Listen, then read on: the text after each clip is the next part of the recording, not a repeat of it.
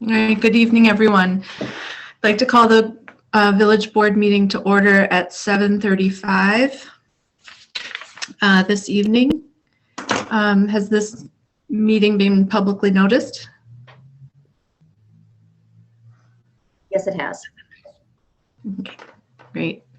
And could we do a roll call, please?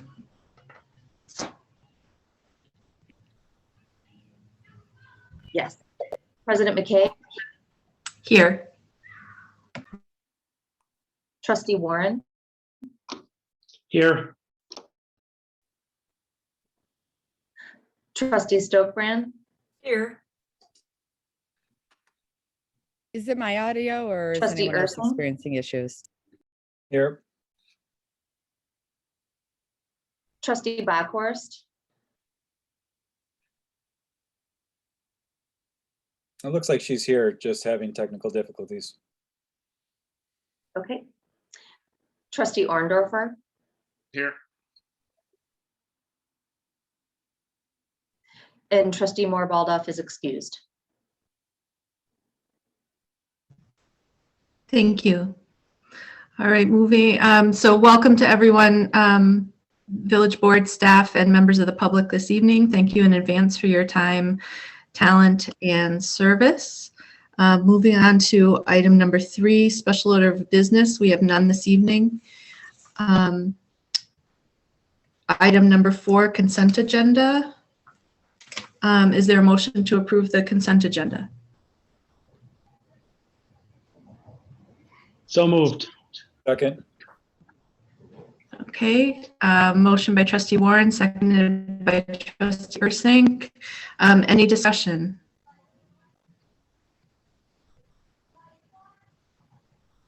Trustee Stokebrand has her hand raised. Oh, great. Sorry, I didn't see that. I'd like Trustee- to, item F is in Frank. Okay. Any other discussion?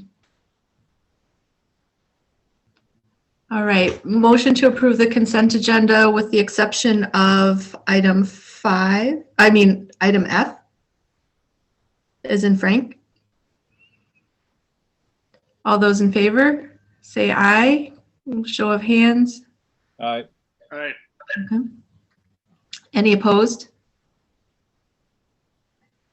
Okay, motion carries 6-0. Moving on to items removed from the consent agenda, item 5F. Trustee Stokebrand. Thank you. I guess one of the concerns I had about this this RFP was, I think in someplace in the document I saw a reference to possibly considering a hybrid. And in other places, particularly the title of the RFP, it talks about a form-based code zoning update.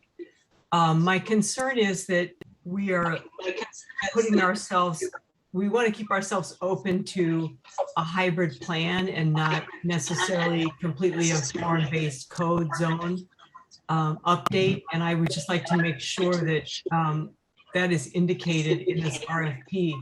I think there are some things about form-based code zoning that seem appealing, but it would be important for us to keep our options open and for all vendors that want to apply for this work to know that we are not necessarily wedded to this. There's a lot of things I think that have happened since we did, the comprehensive, the 2025 plan. I think the Congress for New Urbanism was in town in 2015. I think a lot of things have happened in our business corridor since that time that might change our perspectives about wanting to go all in on form-based code zoning.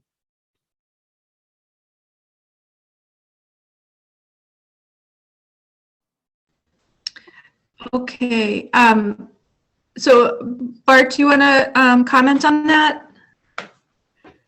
Sure. I can't seem to open my video. I'm not sure why that is, but I am here.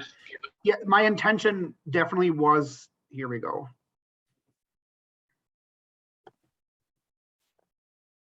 Maybe. The intention definitely is to maintain or to develop a hybrid form-based zoning code. So I'd be happy to clarify that throughout the document that in fact we are asking for the development of a hybrid form-based code. The RFP was just developed specifically to make sure that the consultant who bid in the project was capable of doing the form-based elements because that is more specialized. So I'd be happy to go through the document before we publish it to make sure that every reference to form-based code references a hybrid form-based code. We do intend on keeping elements of use restrictions or regulations. So if that's the concern, I'd be happy to alter the RFP before publishing. And I just, with that, if I may, President McCaig, would this in any way alter the vendors who might respond? No, I don't believe so. The use regulations are pretty standard. It's the form-based elements that are pretty specialized. And so anyone who does the form-based would also be more than capable of doing the use-based regulations, particularly since we already have them in place. It'd just be a matter of reviewing them, most likely with me and the Plan Commission. So I don't think that would change anything. Okay, then I can try to make a motion on this. Please do. I move to approve the RFP for consulting services related to a form-based code and/or hybrid code update of the village's commercial and mixed-use zoning districts.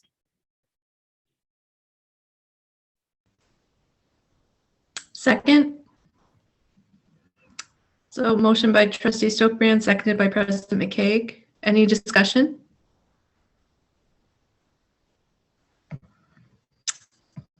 All right, I'm not seeing any hands.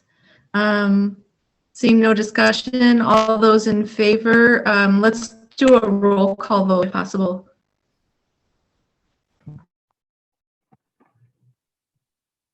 Okay, roll call vote. President McCaig,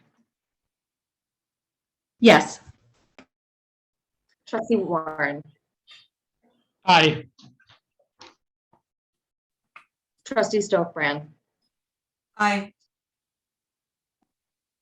Trustee Ursink, Aye. Trustee Backhorst, Yes. Trustee Orndorfer, Aye.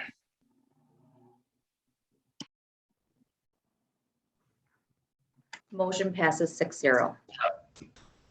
Okay, thank you very much. I'd like to make a motion to take item 8 next, citizens to be heard. My reason for that is so that a public hearing that's related to new business 9A occurs right before that consideration. Is there a second?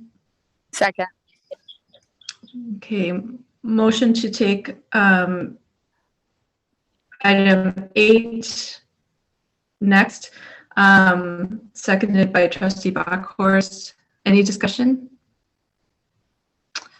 All those in favor say aye, show of hands. Aye. Any opposed? All right, motion passes 6-0. So we will take item 8, citizens to be heard. This item is for matters not on the agenda. Items discussion and action may come on a future agenda. If there is anyone who wishes to be heard at this time, please state your name and address and unmute yourself.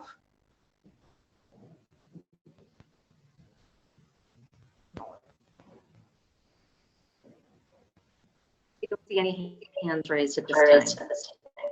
Okay, thank you, everyone. So concluding item 8, now we'll move back to item 7, which is a public hearing regarding Ordinance 3028, an ordinance amendment related to modifications to Chapter 535 zoning, Article 9, off-street parking. It's not noted on the agenda, but I'd like Bart to present the item before we open the hearing so that people have all that information to work with. So I will hand it over to Director Griebentrog. Thank you, President McKeag. Just if Becky or Tyler could enable sharing for me so I can share a presentation real briefly.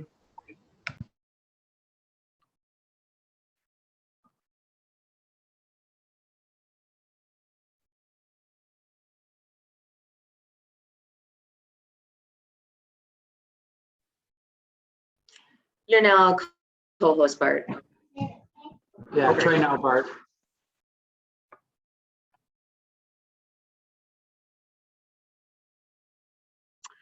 Okay, once again, apologies for my camera. I'm not sure what's happening here. This has never happened before, but we'll give this a shot. So thank you, President McKeag. We are here for a public hearing regarding off-street parking regulations. This was a top plan commission initiative from 2019 and 2020. It was also a second initiative in 2018. So this follows the heels of the comprehensive plan, which was adopted earlier this spring. Initiatives the Plan Commission had wished to work on. In general, the requirements as they are currently seen as out of date and in need of a review. That was evidenced by the issuance of various special exceptions throughout the last 5, 6, 7 years. In my review of it as the planner, I would argue that what we currently have in our code is what is referred to as zoning by Xerox, where communities simply copy what other communities have done throughout the years to come upon their own regulations. What we have, I would argue, is very suburban in nature and irrespective of our local development patterns. The general concept of an off-street parking review is associated with a zoning reform to enable better places. The location and design of parking is already regulated within our design guidelines in the commercial district. So what we're looking at here is whether or not the requirements and ratios actually match up to the realities. Direction was provided to staff to draft code updates from the Plan Commission at their June 22nd meeting. And the Plan Commission did recommend the version in your packet tonight on July 27th by a vote of 5-2. Within current planning context, parking minimums are commonly being reduced. There's a notion of the high cost of free or required parking. Provided parking is costly to develop, yet adds little taxable value.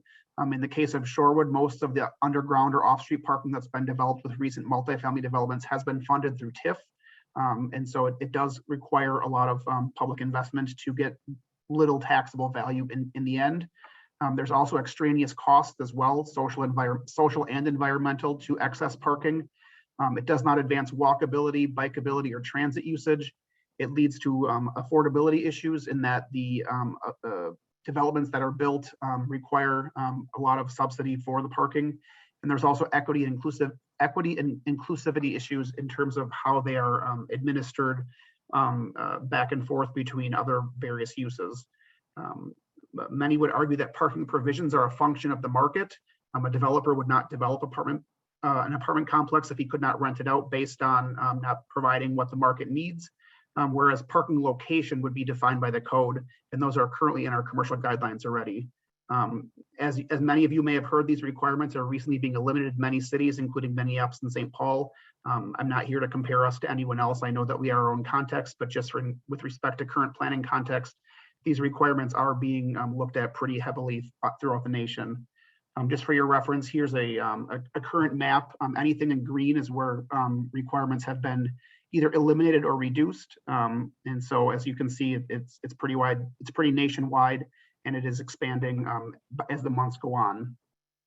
In Shorewood, our parking ordinance was first adopted in 1951 through Ordinance 688. Here's a copy of what we found in the vault.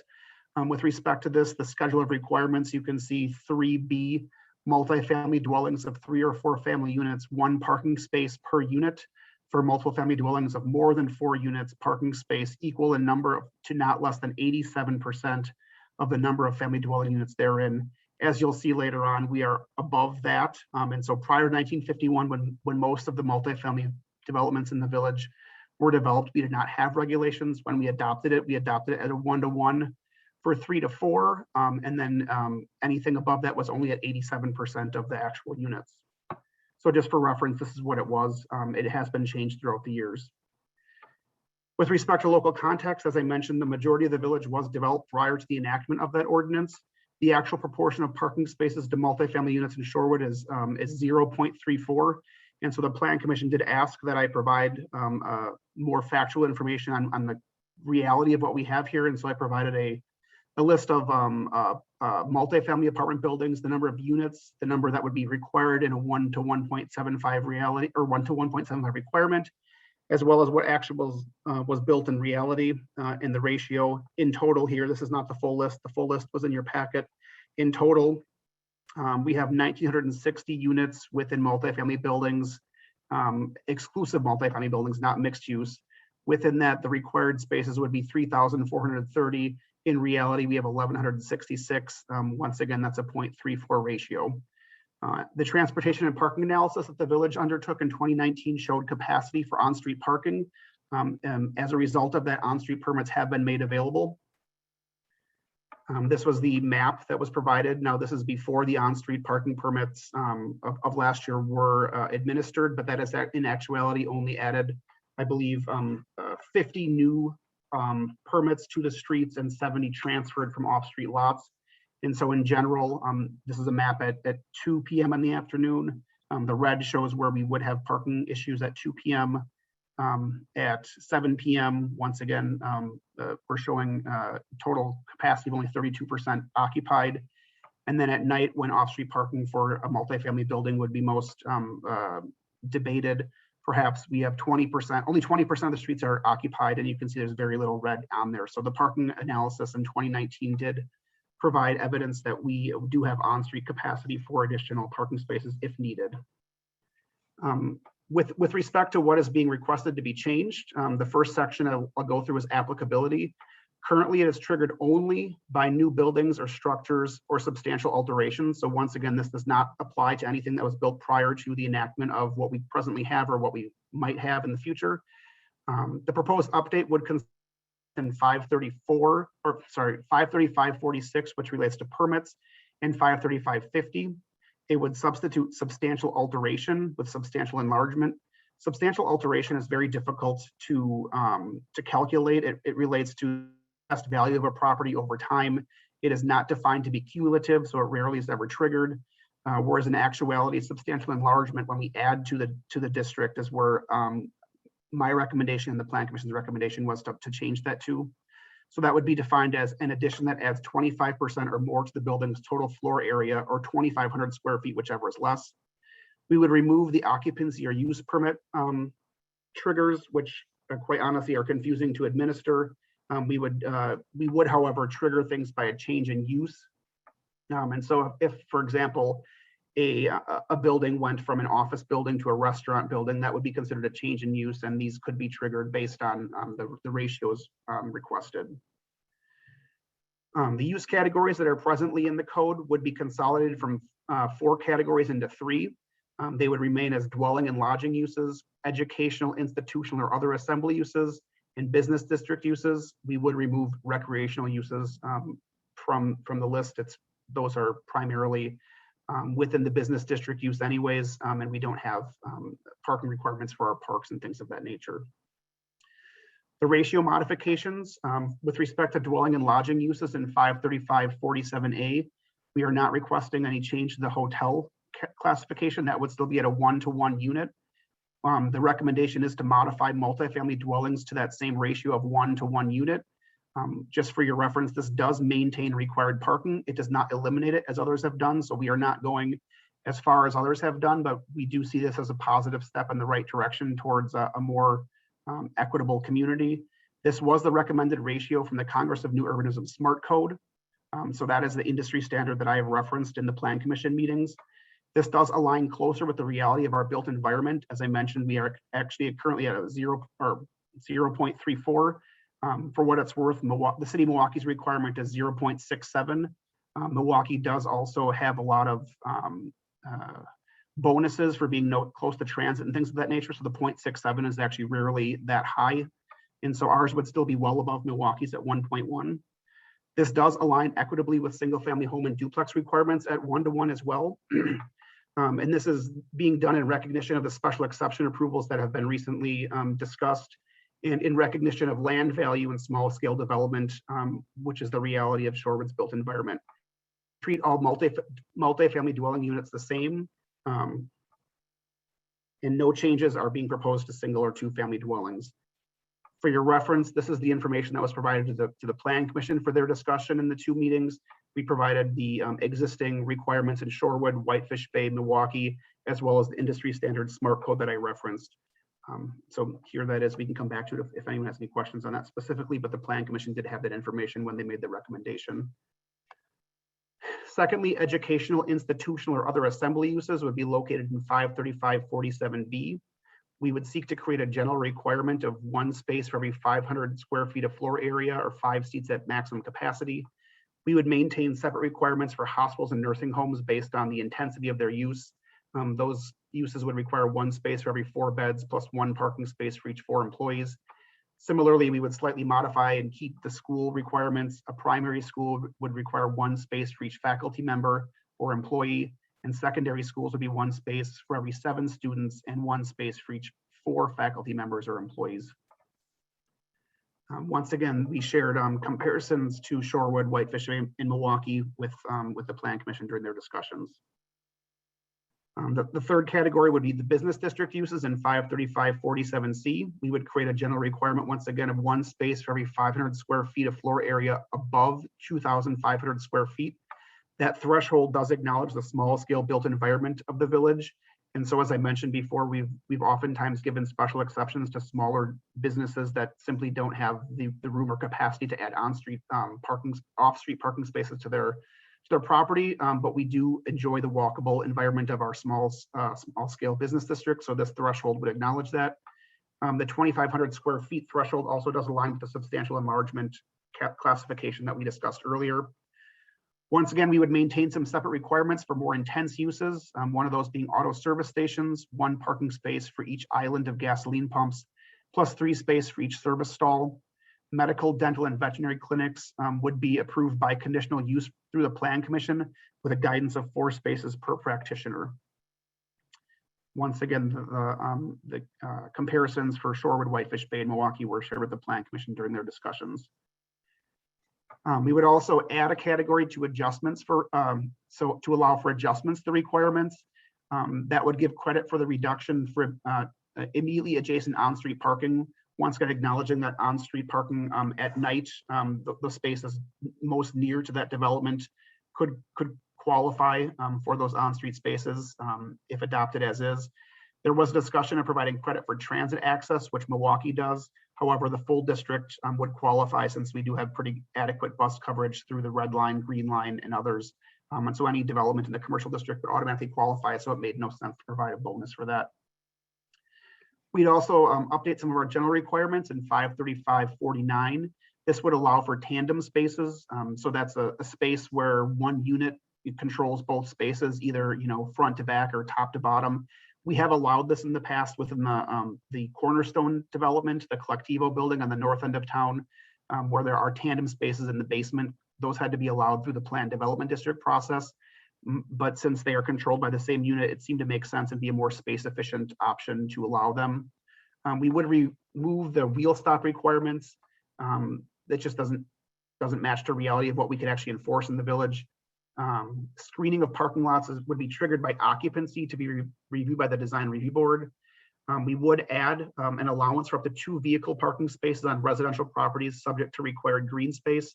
Currently, single family homes are capped at having 1 extra parking space. So this would once again assist with the availability of on-street or off-street parking for multiple properties. So this would be more equitable with respect to single family homes and duplexes. And we would remove rear and side yard screening, which practically has not ever been enforced, and it doesn't make sense to keep in the code if we're not enforcing it. Lastly, we would look at the current special exception language in 53551, and we would include a notice and public hearing requirement for the consideration of those applications.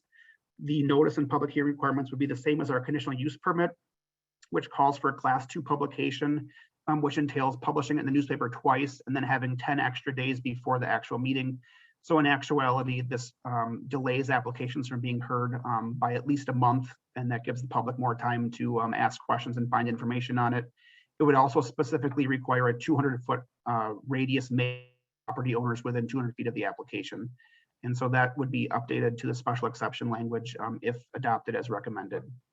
And that concludes my presentation. I'd be happy to go back to anything if we need to, but I will turn it back over to President McKeag. Great.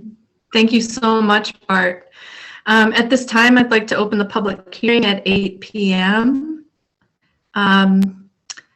We will maybe raise your hand icon if possible, as we have a number of residents on the Zoom tonight.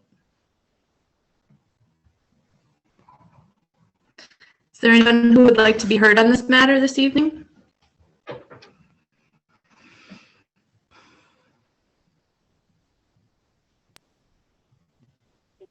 don't see any hands raised at this time. I do see one hand. Jennifer Essex. Jennifer, if you'd like to unmute yourself. And then return your video Hold on. on, I just have to get to a And quieter please place. state your name and address. Wait, hold on, I'm just getting to a quieter spot. Hold on. Maybe skip her and go to someone else for now.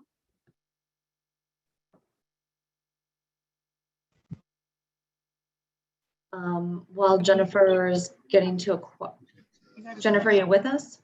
They're asking you to speak. Okay. Yeah, I just want to express my support for the reduced. Oh, my name is Sam Essick. I reside at 2401 East Jarvis Street. And would like to just quickly express my support for the reduced parking ratios. I believe that apartment owners should be able to build a reduced number of parking spaces, and there's adequate parking, and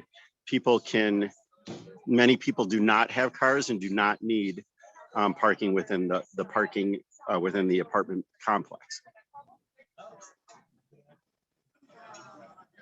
Thank you, Sam. Welcome. All right, Ms. Herman.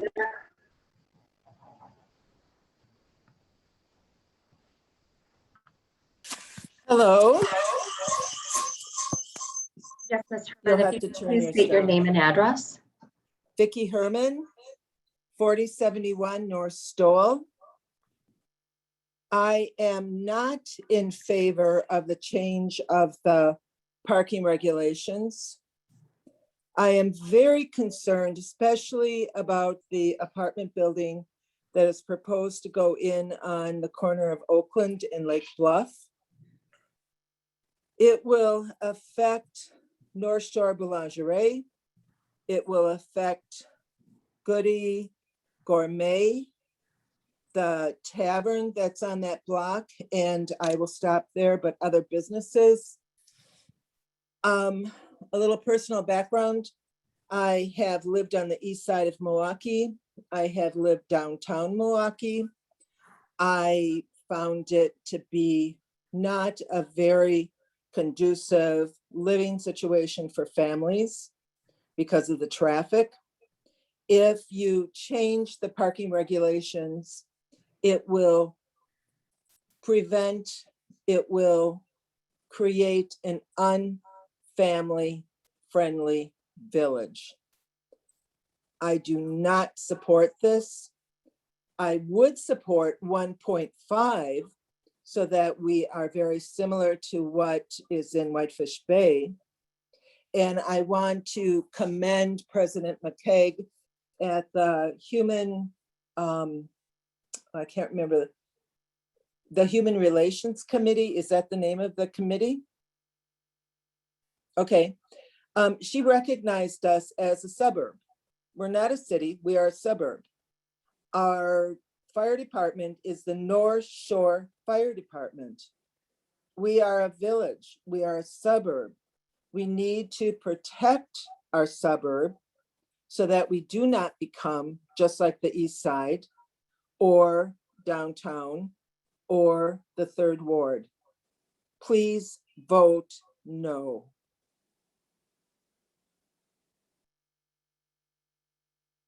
Goodbye.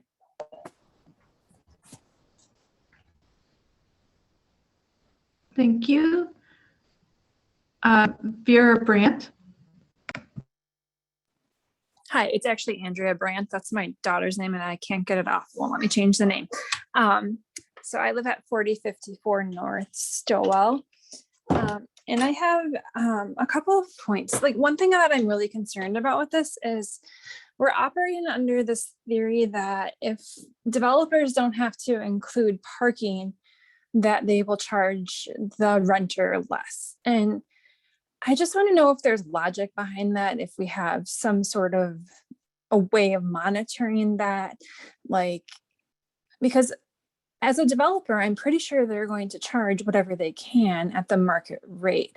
So I don't know that these are going to be more affordable. I don't think that's necessarily a valid argument that because there's no parking, they're going to be more affordable, which concerns me because I don't think that really helps us to create a more equitable environment.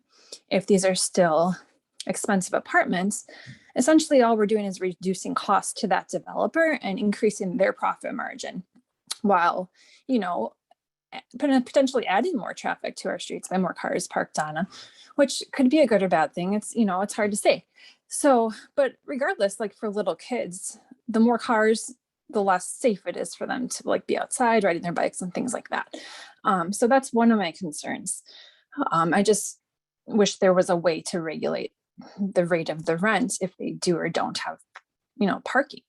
The second thing is I feel like it's always like pressed upon, and, you know, in these meetings, it's been said numerous times that, you know, the more apartments, you know, increasing these apartments will increase our tax base, which will make things cheaper for everybody. But, you know, we are already the most dense community in Wisconsin, and we have really, really high taxes. So I kind of would like more information on how increasing our density is going to reduce our taxes when it hasn't yet, and when we're really not seeing that. The third thing is back to equity, is I feel like when I moved to Shorewood, when I think of Shorewood, I think of it as a family community. And I think that we're restricting a lot of families with not providing parking. Any family with a single parent or two parents working needs to have, you know, parking that's easy to get to, that's like preferably like off street with little kids. And this proposal, I believe if I read it properly, says that you would have the new buildings would have to provide for 50% of the one space per unit on site, which seems like too small. So like, let's say I was a single mom or a married couple, and we both worked outside of this vicinity and somebody had to go pick up their child at school. That would be difficult to do. I feel like we are going to be limiting families and catering more towards college students, which if that's the direction this village wants to go, that's one thing, but I think we need to focus on remaining family centered. That's all. Thanks. Thank you. Let's see, I saw Cleana Draper, or did you drop? Still see her with her hand raised. Hi. Okay. Hi. My name is Cleana. Cleana Draper, and I live at 4442 North Sheffield. And I'm actually in favor of the variance. I think it's a good thing for our community. And I also kind of don't feel that the argument that increasing the density or reducing the number of parking spots makes this less family friendly. We are, myself and my spouse, we've lived here for 20 years and we've been raising 2 children here. And we have had one car for all of those years that we've lived here. And we rely on bikes, public transportation, and sometimes friends. Because it's true, sometimes your life requires that you need somebody to get you somewhere. But I don't think that making the argument that increasing parking makes this a more family-friendly place. I think it's really just your philosophy. Are you going to commit to, being a less car-dependent community and a community that's inviting to all kinds of people who can work here and live here? So for those kind of reasons, I'm actually in favor of the variance. And I have ridden my bike through the area on numerous occasions to kind of get a sense of what it's like there in terms of congestion.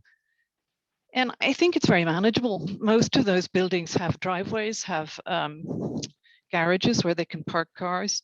So I really don't see that this is something that's a concern for me. I think for me, the concern is, going forward and making this a more bike-friendly and public transit-friendly community. Thank you. Thank you. Jean?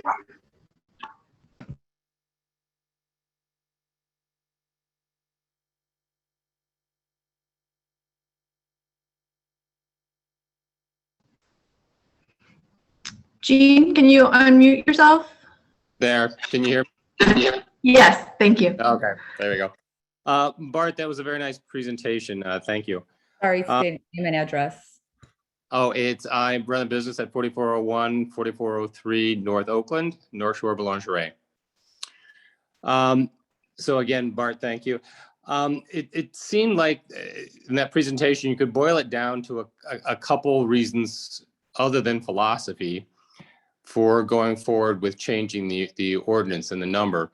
One was the expense of putting in parking related to the lack of increased taxable income from that increased expense. And the second seemed to be that a lot of other people are doing it. One thing that you did present that I didn't know before, that there were in this last year, there were additional on-street parking requests. And I wonder, would it be possible, Bart, to find out, since I think North Shore Bank tried to empty out that lot in preparation for this sale and construction, how many of those new on-street parking requests are in the block of that building? Is that a possibility? Is Bart still there? I am. I would not have the information tonight. I believe that we could potentially get that information, but we definitely don't have it with me. I don't have it with me tonight.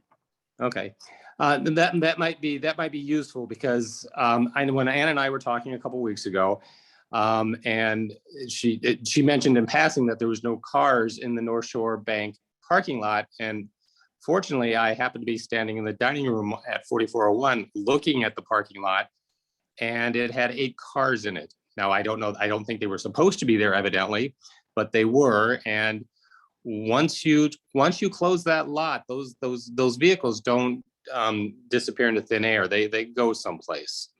And I'm just wondering, in addition to the parking permits, if we know the use of that parking lot. And as I mentioned to Ann, my staff and I are there every single day. We kind of see what's going on. So it would be nice to find out just what impact closing that parking lot is going to have in the direct vicinity of that building, if that might be possible. But the other point is, and I think, again, some of this is philosophical, that you want a walkable, small business district, and I love it. One of my favorite images is standing behind my counter on the first snow and watching people trudge up and down Oakland, not in a car, not on a bike, but trudging up and down Oakland on the sidewalks. It's beautiful, it's wonderful, it's a very high quality of life. But my business caters to predominantly middle-aged and older folks. Telling people that they can walk to my shop isn't, I'd have to change my business model. I'd have to go for kind of a younger demographic. my business was set up from the very beginning when I sat down to decide on a location, when I wanted to do classic artisan kind of French bread, was I knew I wasn't going to hit the college students. I wasn't going to hit the young crowd. They have many other things going on in their life, and whether it's a croissant or a Twinkie doesn't really rank for them. There's tuition to pay, there's homework to do, there's all sorts of things to learn. So my clientele needs parking. There's just no two ways about it. It's just how the business is developed. So the idea that there's lots of parking along that area of Oakland, I don't see it. I know you had to do a parking study, and I read through it. It seems a little off base here and there, but I don't have actual numbers to back me up, so I'm not sure I can make the argument there. But you might want to just consider for a moment the regulations that you have served the village very well. And I don't know if there's any way to find out, and maybe Bart, you have access to this kind of data. Are there fewer cars in the village today than there were 10 years ago? Are there fewer cars today than there were 20 years ago? 30 years ago, when these rules produced what you arguably have to agree is a very high quality of life. So I would be hesitant to do this if the two reasons were other cities are doing it and we need taxable income, and parking spaces don't do that. I know everyone needs a budget, everyone needs, and as a municipality, you need taxes, you need to have a budget to do all the things that you need to do. But I'm not sure those are, I think you may be doing something here that will, maybe not with this one building and maybe not with the next building, but I think you're endangering something that you have that is quite nice. And I guess related to this, it's a lot of other places have changed a lot. I can't see that Shorewood has changed a lot.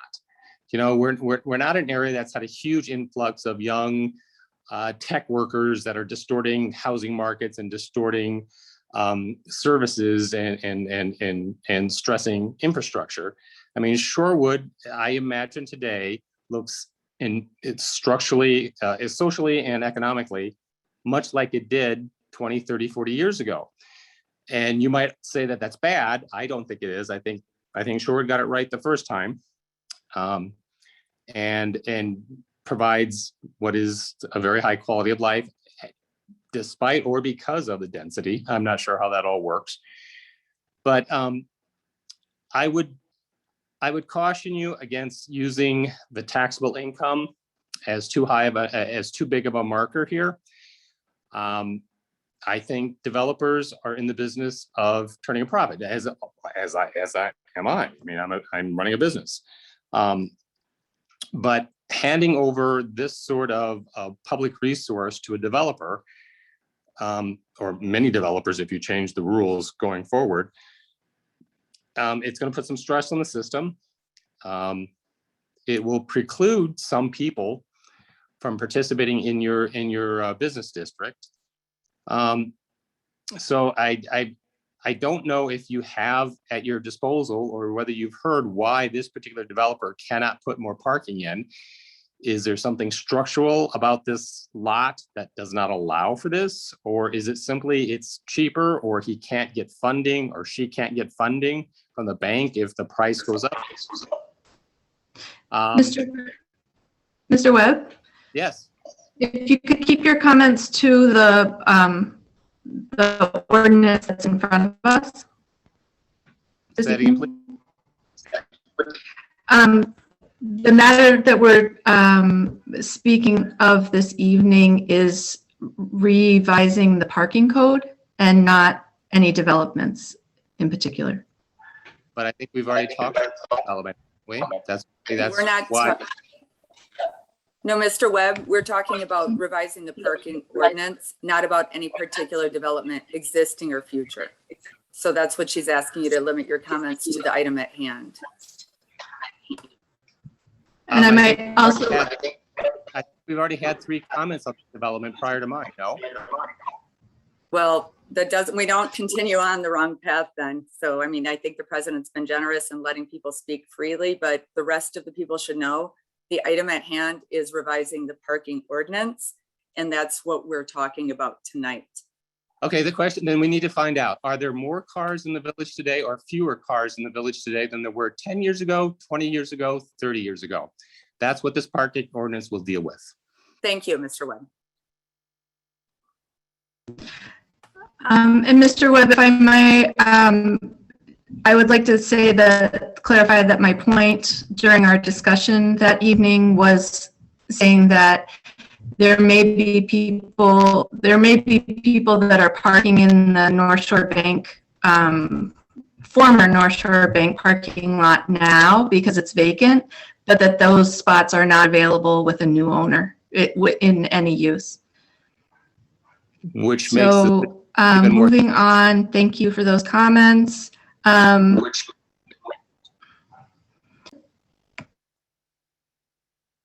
McKay, we have the next speaker is DJW.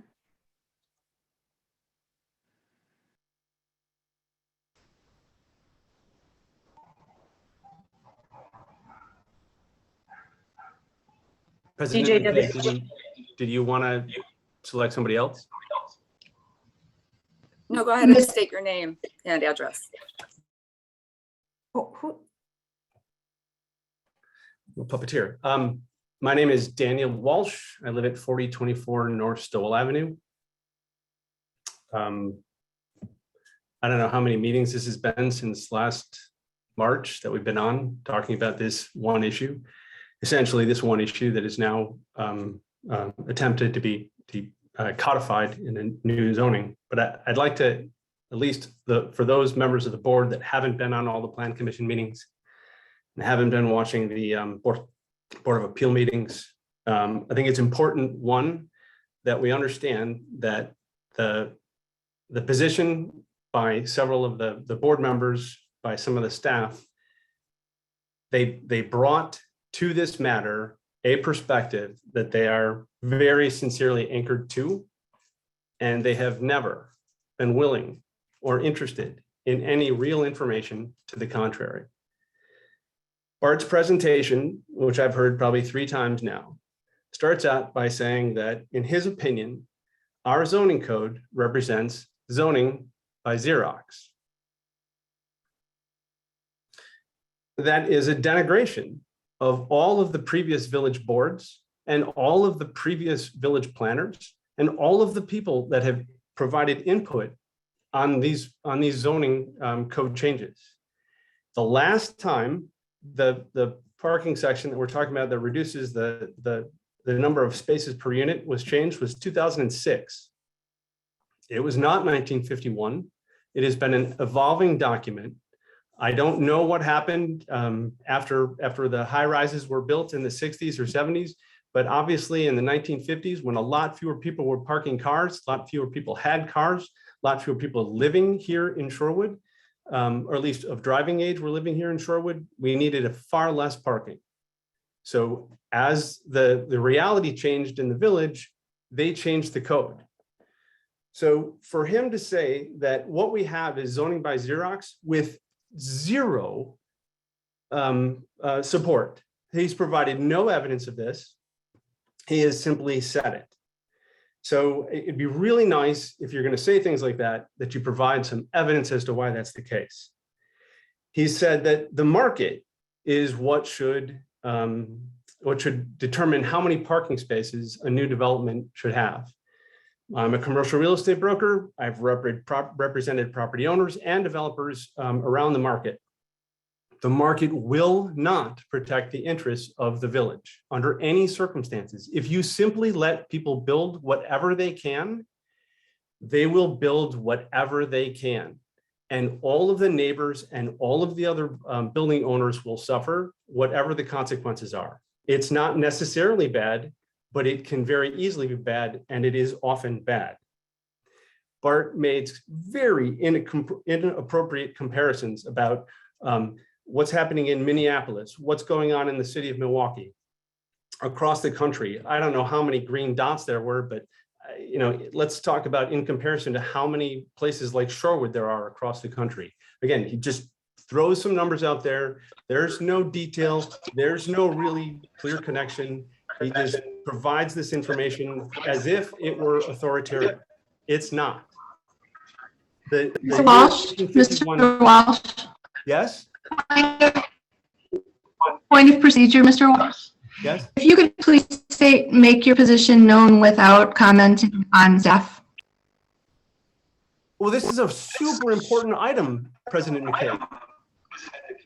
Right. I don't think that you need to comment on this staff's presentation. That the board is continually accepting information as fact, and it's clearly not fact, is something that needs to be pointed out, President McKay. Mr. Walsh.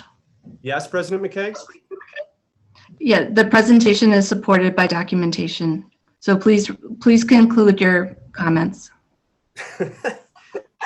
Show it. Okay. So most of the buildings in that list of apartments that were in the presentation are the pre-war buildings. It's not an exhaustive list of all of the apartments that I could tell. That's the first time I've seen that document.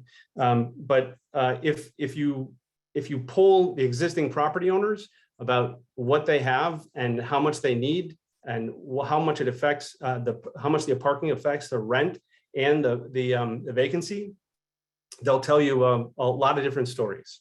But as far as I know, and none of the apartment owners that I've talked to, I live on Capitol and Stoll, so we went down the street. The Crichtons have not been contacted. The manager of the Casanova has not been contacted. 3939 Murray, nobody's been contacted them to ask them about how many parking spaces they have, whether that's enough, whether they suffer undue vacancy because they don't have enough parking. There's been no comparison of the rents that they get versus what they might get if they had more parking. So there's been no detailed analysis of what the existing situation is in these areas and what it could or should be. There is simply this perspective that we need to have far fewer parking spaces in order to promote a more, equitable village here in Shorewood. But I've been here for 30 years and parking has been on the village board agenda for every single one of those 31 years. There is a constant problem with there not being enough parking because so many of the pre-war buildings were built with zero parking. And now, to answer Mr. Webb's question, there are a lot more cars in the village. Not only that, again, I bring it up every time we have this meeting. The ridership of the Milwaukee County Transit system is half. In 2019 was half of what it was in 1990. So the idea somehow that we should give credits for transit or proximity to transit simply has no basis in fact, because the fact is we have more cars and more drivers in the village. Now, we are not against development, but the fact of the matter is that this reduction in parking is going to lead to one thing: much higher density projects. Those much higher density projects are much more intense use than any of the surrounding areas, and they will change the village. I'm not saying that we don't want it. I'm saying I don't want it because I feel like I agree with some of the other people that talked tonight that it will absolutely positively alter the flavor and quality of life here in the village. I've talked to a lot of people in the village. Most people still have no idea what this means. They have no clue that this zoning change is going to have any impact on anything. President McKay, point of parliamentary procedure.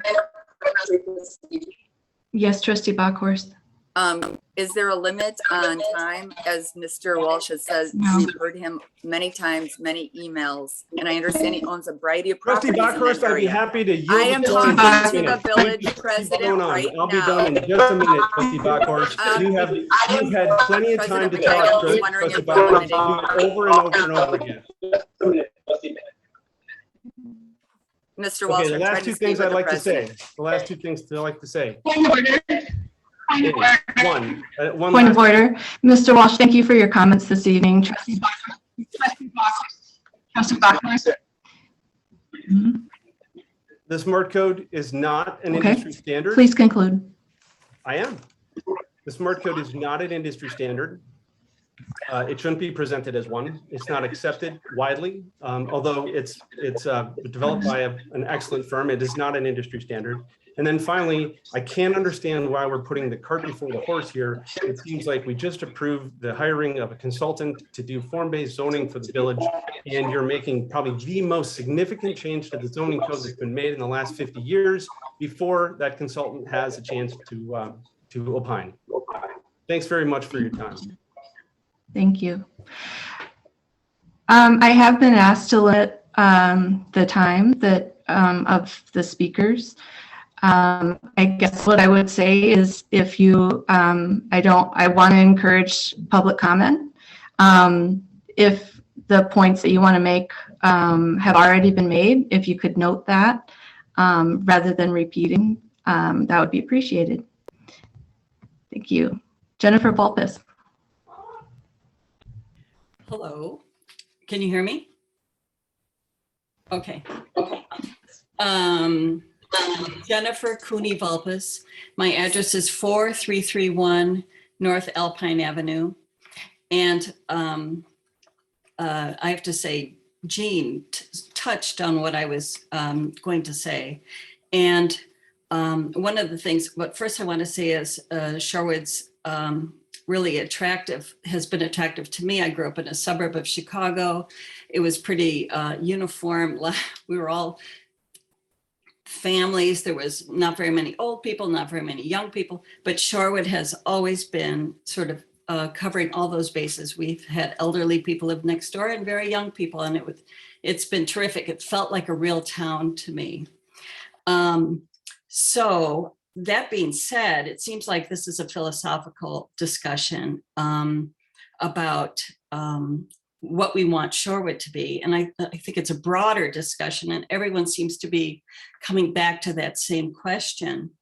And one of the things that I sense with all these discussions is that the board wants everyone to be able to walk more, to do their errands and to ride their bikes and all that sort of thing. And I think it's great. Our family owns 11 bicycles, and we are basically a family of 2. So we're all into bicycling, but we are getting older. And my mother, who I cared for, was in a wheelchair.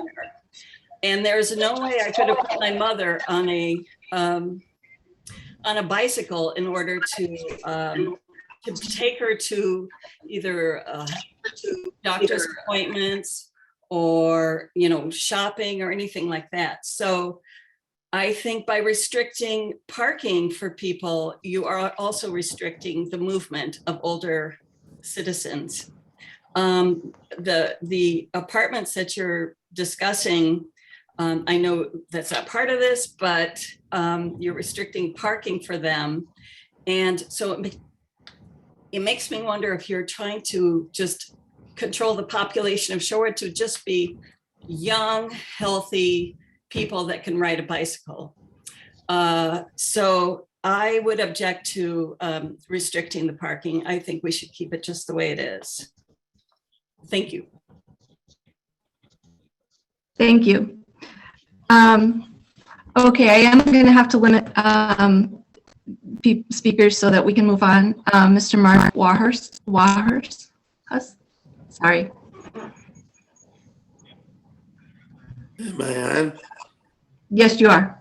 Oh, okay. I just wanted to note that I've heard a lot of people voice concerns about the impact of this. And also, I think it's a very legitimate question to say, why are we changing the parking zoning code before we change the larger form-based coding or whatever that's going to be? I did want to point out to the board members that as I understand it, you are able to modify this. And I would say, I think it's time to look for a compromise, given the concerns that have been expressed tonight about overcrowding and safety and mobility. I think all of those things should be, I'd be much more happy to see us dip our toe or even our ankle in water before we're flooded with cars on the street. So I would like to see a compromise on the change. Thank you. Mr. Warhouse, could you please provide your address? Sure, 4071 North Stowell. Thank you. Okay. Ms. Spikuza? Hi, yeah, just kind of going off of what some other people have said, where my concerns were, it sounds like maybe you guys have not, but have you asked current local businesses? Have you asked current apartment managers? Have you asked current apartment residents, the people that would be most affected by parking? Because obviously if you have a single family home or a duplex or things of that nature, you do have parking, typically access parking.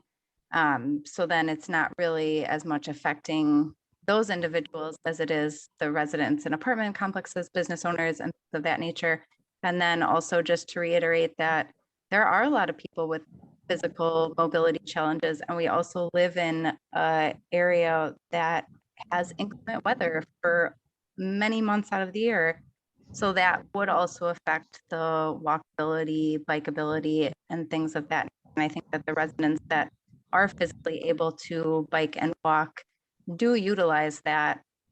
We have a very walkable, bikeable community that people do access, but then those individuals that are not able to do that, physical limitations, maybe small children, things of that nature would be affected by those, and also residents of apartment buildings and things like that. So I think if you're going to consider decreasing parking spaces, I think it would be in our community's best interest to make sure that we're not negatively impacting the people that already live here. And we're considering the diversity of people with mobility concerns. Stephanie, could you please state your address? Sure, 1609 East Beverly Road. Thank you. Okay, I'm not seeing any more hands at this time. Yes. Yes, Rebecca? Oh, I was just going to let you know that there were no more hands raised. Okay. So at this time, I would like to close the public hearing at 8:37. And we'll move on to new business.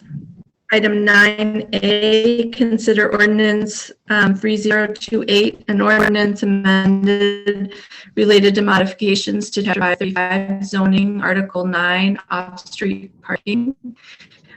We've already had a presentation from Director Grupentrag this evening. We've already had public comment. So at this time, I would entertain a motion, and then we can ask questions and have board discussion.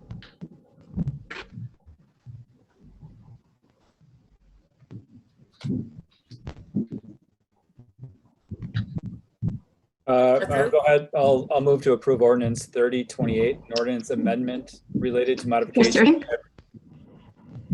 Hello? Modification to Chapter 535 zoning, Article 9, off-street parking. I second it. Okay, motion by Trustee Ursink to approve amended zoning, amended ordinance as presented, seconded by Trustee Bockhorst. I'd like to open it up for discussion with the trustees at this time, either questions or discussion. Yes. Trustee Warren? I'll go. You know, it's kind of a mixed bag of comments from me. You know, I understand that some people have been kind of in the weeds on this for a long time, but to me, it feels a little abrupt. You know, we've talked a lot about, you know, the parking spaces and the ratio here, and we haven't even gotten to a lot of the other changes in this ordinance amendment. So it just, you know, I do appreciate the work that's gone in. I certainly appreciate the Planning Commission putting in so much time and effort on this, but it just seems to me like I wish we would have had a cow to discuss and go through all these changes, because, you know, I haven't been knee deep in them for very long. All that said, you know, in principle, I do think that aligning with with our neighboring communities is a good thing. And I do see the equity argument in lowering the required number of spaces. That said, I don't know that lowering it to 1 is where I might end up. I noticed the comparisons were to Bay and to Milwaukee. I'm kind of curious as to whether there are other comparisons. I'd like to see kind of going around the North Shore and seeing what their comparables are, because I understand that Milwaukee's our neighboring municipality. I get that, but it seems like I'd like to see Glendale. I'd like to see Bayside. I'd like to kind of see the North Shore communities and what they have, because I do think there is room for a compromise here. Again, in principle, I do agree with bringing it down. I think that's the right move. I just don't know that I agree with bringing it down to 1, and I kind of feel a little rushed into a decision, given there are myriad other changes going on here. So, just wondering if Bart could supply any more information on that question.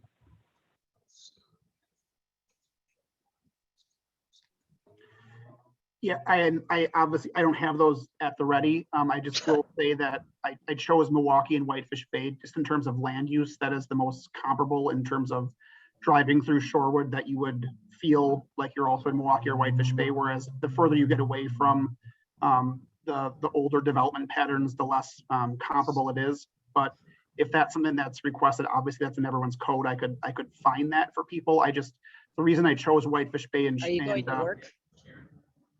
The reason I chose Whitefish Bay and Milwaukee was based on comparable land development.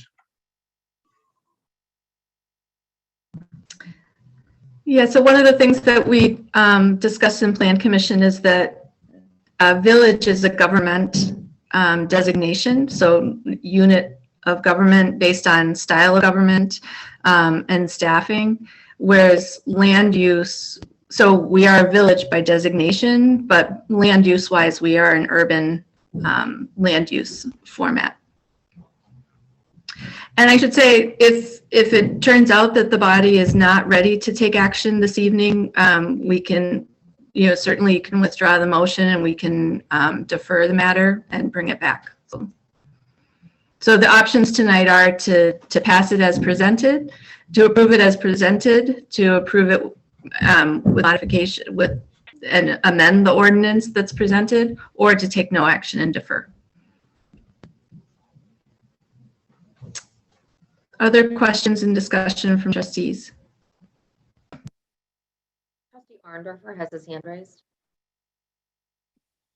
Yeah, I would agree with Wes in that, I would like to,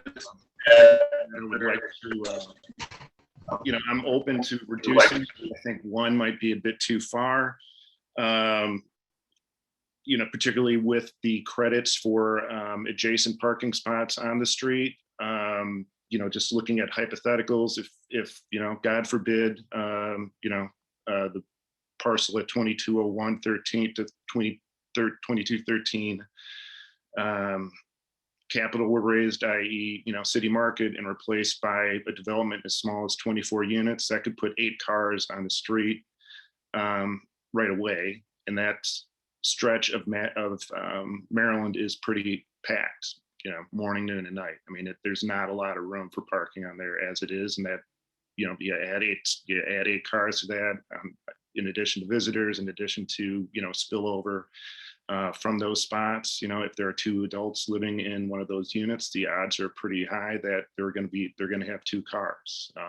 As it stands, like, 70% of people who have, commute to work on their own, driving. So most adults living in a building like that would have their own car. And I just, we heard, from residents today, we've heard from residents on other occasions. I'm struggling to see really broad support for a move this significant. And I was looking for, that's obviously a self-selecting group. But I was trying to get my arms around, what does a broader community feel? So I looked at the 2019 Shorewood survey. That was a survey that found 17.1% of respondents said availability of overnight parking was poor. Which the board subsequently made changes to that, and I agree with its changes. Same time, that same survey found 46.8% of respondents said parking in the business district is difficult or somewhat difficult. Unless they're, misreading what they're saying, there is at minimum strong perception that parking is hard to come by in this village.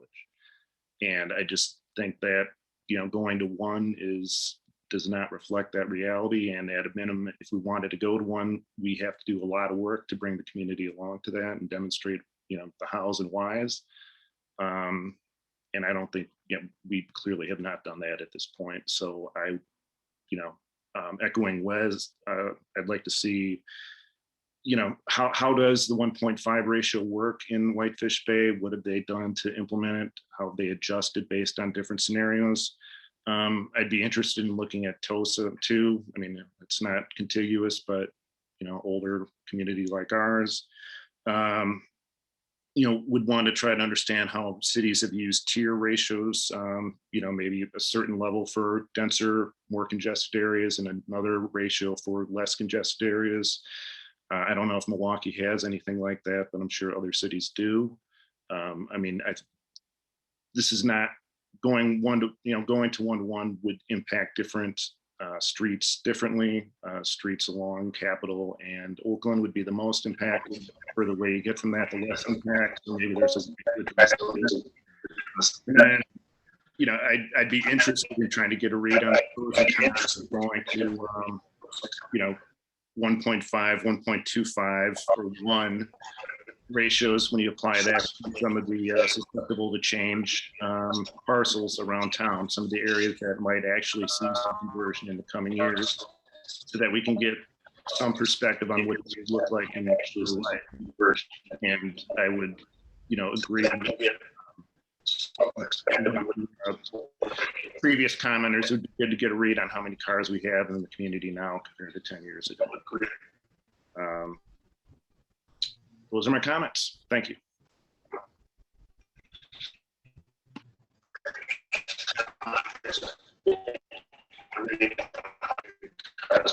Bill Byrne has her hand raised. Thank you. Can you hear me? I'm Thank you, getting, Trustee I'm getting some buffering from other people. So someone make a big wave if you can't hear me. Trustee Stokebrand? Can you hear me?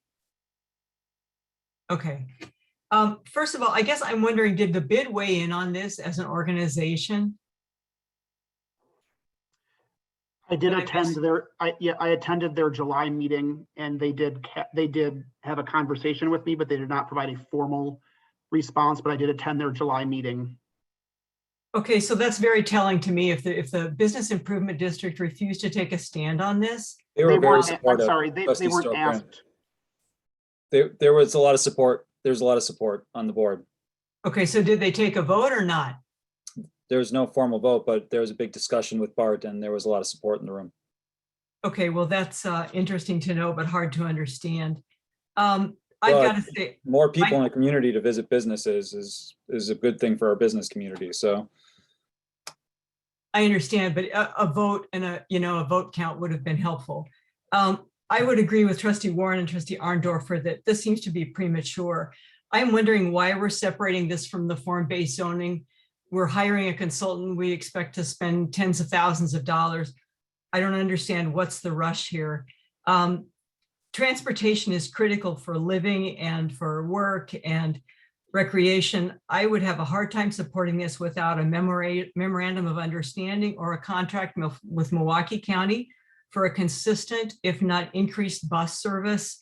I just don't see how, with our climate and an aging population, you want to get affordable housing here that people can afford. There's no guarantee that these apartments would be any more affordable than what we have now. One thing that would make it more affordable to live here would be lower taxes and mass transit. And without that piece from the county, I have a hard time supporting this. I think that, we hear a lot about urban, and I think one of the things that we're striving for here that maybe, I don't know if it was not in the discussions earlier, but it's Main Street versus urban. And I think Main Street, that kind of a model, seems to speak more to what we're seeking here, which is a balance between suburban and urban. And I think that we are in a position that we could go to 1.5 possibly, but I'd like to see this run the full process with the consultant and not rush it through, stick with what we've got. Someone said they like what we've got and we should keep what we've got. Well, if we like what we've got, why would we change the number if it's working? The only thing I've heard from people generally is that parking is too hard to find on North Oakland Avenue, and that they supported all efforts to put the underground parking under those buildings that did so. And so I also would support moving this to the side. I'd support moving it to the consultant that we've approved hiring tonight. Thank you. Trustee Warren. Just trying to be efficient here and think about all the work that's been done and what was included in, you know, we had a lot of reading material. We had the Plan Commission's materials. You know, I would be comfortable, I guess, tonight, you know, as a compromise, trying to find the middle ground here to go to 1.5. I mean, I am fully ready. I don't know that I don't need to wait to take action. I'm not partial to that. I think we can take action on this and do it quickly. I don't want to wait and put it behind other things. But again, I don't know that I'm ready to take such drastic action to go to 1. That said, if we want to come to the compromise position of 1.5, I would be comfortable with doing that. That would align us with Whitefish Bay. And again, as I say in a lot of my commentary, if it's something where we feel like we want to change the code further in years to come, we can do that. But again, I'm comfortable with moving this forward. I just don't know that I'm comfortable moving it forward going all the way to 1. So that's where my mind is right now at this point in the meeting. I'd like to speak. I'm going to turn off my camera because I think my sound is bad tonight. So thank you for acknowledging the work that the Plan Commission did, and I think that, you know, it is a referring body, so I think it is significant that we did pass it 5-2 at Plan Commission. It does seem like a big change on paper. However, if you look at that functional ratio of 0.34, when you look at all of our units and all of the parking that's been provided in the history of the village, 1.1 is pretty reasonable, pretty conservative even, and it is with national best practices. So, I mean, my observation is that when people don't want change, it's really hard to support the data that's in front of us, and I understand that. But the data is in front of us. So it is, in terms of affordability, if we do continue to have ratios that are not necessary, we are adding cost we're leaving a barrier in place to redevelop old properties that we have that are not environmentally sustainable. They're not use for contemporary use. And that I don't think that that's good leadership or good management either. I think that expanding our tax base by encouraging redevelopment of old underutilized spaces and parcels is a way of helping lessen the tax burden on residential property owners. The areas of development in our village are very much restricted to the commercial district. Our commercial district is larger than Whitefish Bay's, so we have more properties that we need to think about in terms of aging and being underutilized or depreciating in value. Properties will change hands, and those new property owners have a right to develop those parcels, just like residential homeowners get to update their properties. So I think that, you know, I can understand that it's intimidating to think about making this change, but I also think that we do have a lot of data in front of us.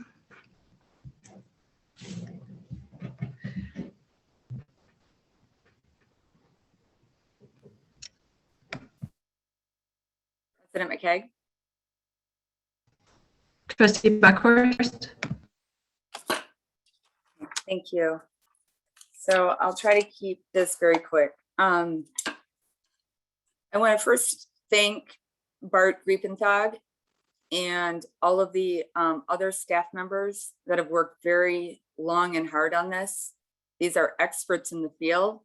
He has provided us with incredible data. We've had many meetings, not only at the Planning Commission, we've collaborated with other municipalities. There's been, and I will say there's been a lot of accusations tonight in emails. We've heard a lot of the same people at a variety of meetings, and I'm not saying that their opinions aren't valued or heard, but opinions aren't necessarily fact. We have in front of us an opportunity to modernize our antiquated parking code created in 1951 during the advent of white flight, suburbanization, the advent of car culture, and many other things. Yes, a lot of us have cars. And I think we're confusing a lot of issues here tonight. No one is being told they have to get rid of their car, okay? What we are doing is making it a more affordable opportunity, more modern opportunity, more progressive opportunity for our village. We had, on this village board tonight, we had a preview of the budgeting cycle. And many of you are very new to this board. Four of the members on this board have never been in an in-person meeting. So I say that because it's a much different world. And I'm not trying to say you're not up to snuff on these things, but where I'm going with this is budgeting is going to be difficult. And there are a lot of factors here, but I digress. I'm going to say what kind of village I've heard from people, what kind of village do we want to be?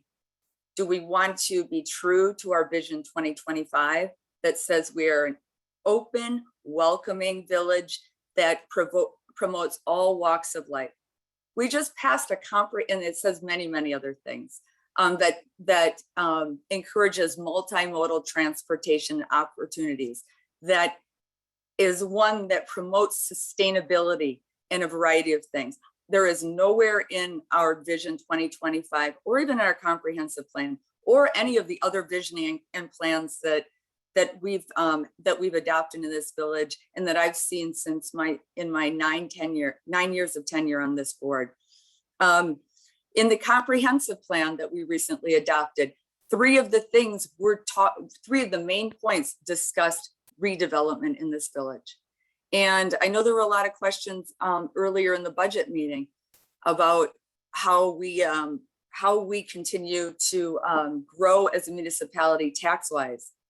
One of the only ways that we can do that, actually the only way we can do that because of the limitations by the state of Wisconsin, many of them placed in back in 2010 and 2011, is sadly tied to new growth, okay? So to encourage that, so that we don't continue, because costs are going to continue to rise. We know that. State aid is flat. We have to make up the difference, but we can't make up the difference without increasing the tax base.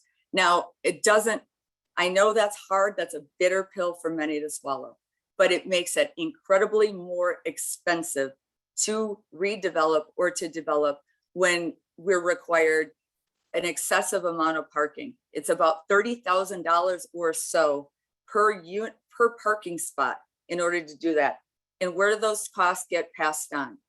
Either in rents, or if it's a condo, in costs to pay, or we give tax incremental financing, which means that we don't see that growth in the tax space for a long time.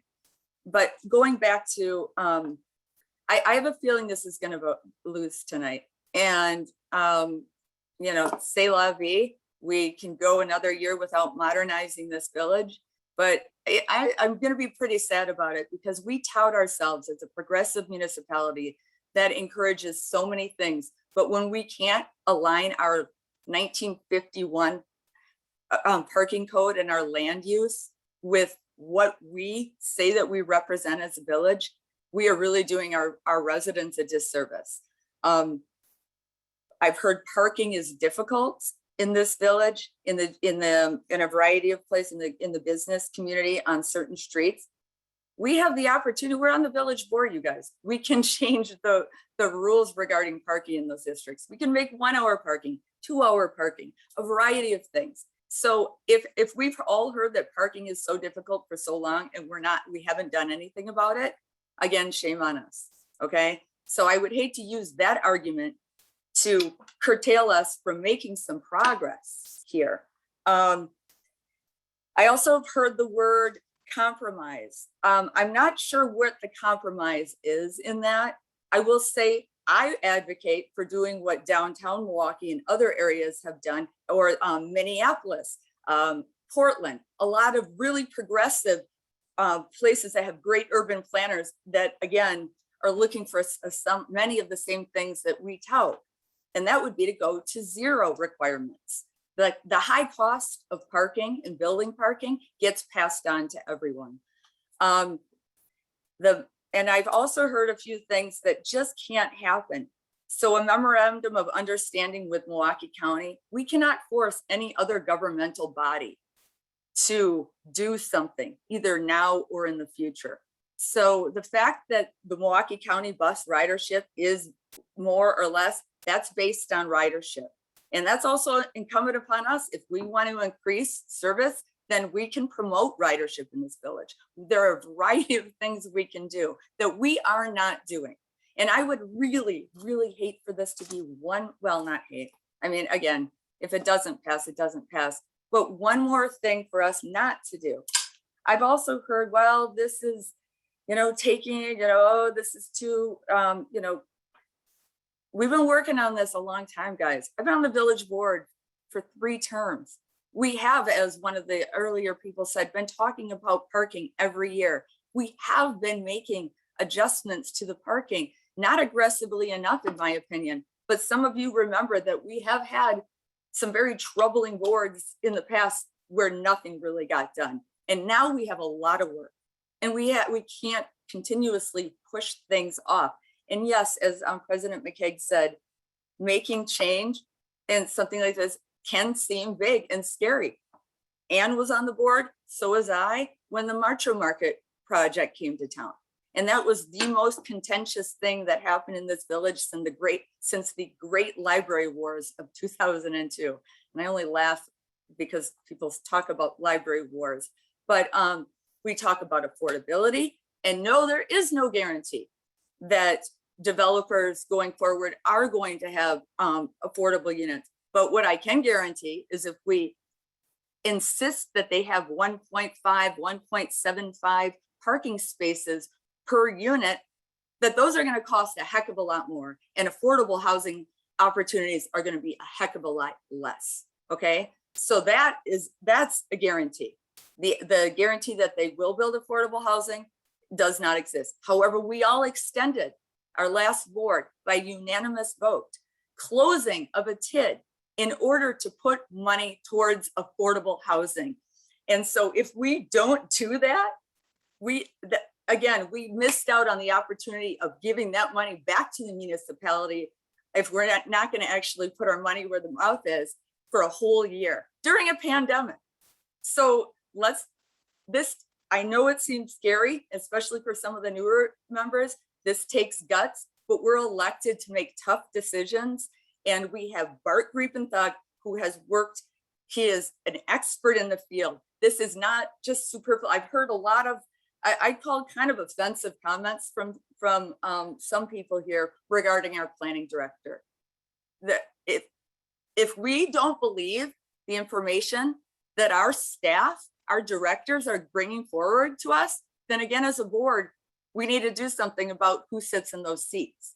Okay, I'm not saying I've been on the planning commission, and again, I have been part of a lot of this. So yes, we've made strides. We can continuously push this off, you guys, but we have a lot. But why? We're elected to make decisions and to make tough decisions and make decisions that are best for this municipality. I'm going to say 2 more things. I love parking in the North Shore Bank parking lot. I couldn't park there when they were in operation because it's a privately owned parking lot that, but now that it's vacant, I park there when I go to the boulangerie or when I go to the other places, but that's not their obligation to keep that open for me. It's just vacant. I'm probably parking illegally. And yes, I said that on the camera. I don't know. But anyway, that doesn't belong to the village. That's not free parking for all. But we can, again, we are able to make decisions as far as the side streets. I know the Stoll Street hasn't even asked for us to put limitations on the parking on the 2 hours, but we have on so many other places, and we can continue to do that. But I'm going to say this: equity, equity, equity. If we talk about equity one more time, but we don't make changes that are equitable and affordability and affordable housing, then we're spinning our wheels and wasting everyone's time. And we've got a big meeting tonight. And so anyway, I just am going to say, you don't have to trust us on the board here. I guess you don't even have to trust Bart and all of the research and all of the information and all of the progressive communities that have done even gone further than what we are being asked tonight. Okay. And if you'd like to keep the 1951, again, 1951 code on the books, not an era I would like to have lived in. Okay. Then go ahead. But I'm going to ask you guys vote tonight yes on this. Okay. If it's a terrible decision, we can always in the future change it back. Thank you.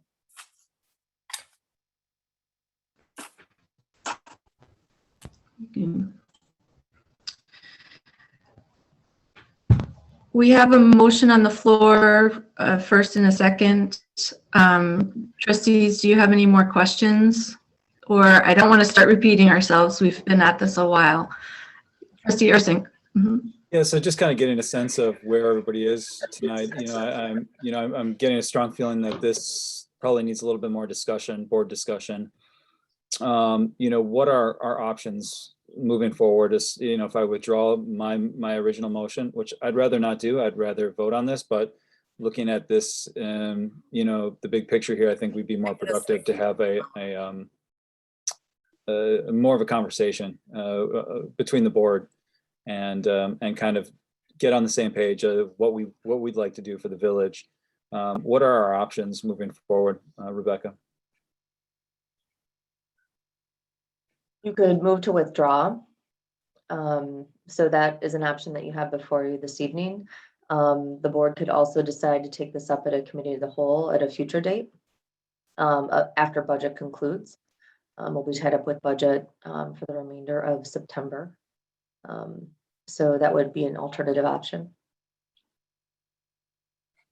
All right. I do probably think that's the smart way to go, to continue this conversation. I don't think it's going to pass tonight. So I'd much rather, I'm in a position where I'd like to see it, to withdraw it and to have the conversation and try to come to a consensus with the board. I'm not going to, I see that Wes has his hand up. Sorry, President. Oh, no,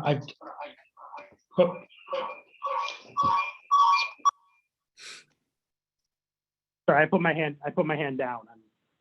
I'm thinking about what I want to say. I think a big, something that's really stuck with me is several months ago, we had a meeting about affordable housing, and that was a giant priority for this community. We saw several people from not only our community, but surrounding communities come out in support of this. And I made it a point to make this a top priority. This was a top priority no matter what for me, is to make sure that Shorewood can have the opportunity for affordable housing. And I felt like we were getting close to it with the development on Stoll, where the developers were willing to build affordable housing with the idea of utilizing these TIF funds that we extended. My understanding is if the developer had to build parking, and I see you shaking your head, Trustee Bachor. So They're not using the TIF funds, though. That's why I'm shaking the head. They're not using the TIF funds. No, this would go directly to the tax base, but that's not the question tonight. Okay. But anyway, That's fine. Okay, but if this group does have to build more underground parking, the opportunity for affordable housing disappears immediately. Okay. You know, and I've heard loud and clear the people on Stoll. I've heard it for the past 4 months, and I do feel for you. I live on Morris. We have apartment buildings a block away from me, you know. So I understand, but affordable housing is a very big priority for this community. We heard it loud and clear. And I'm standing, you know, steadfast on that concept of trying to get affordable housing in Shorewood, period. This was an opportunity. This is a very big opportunity for that.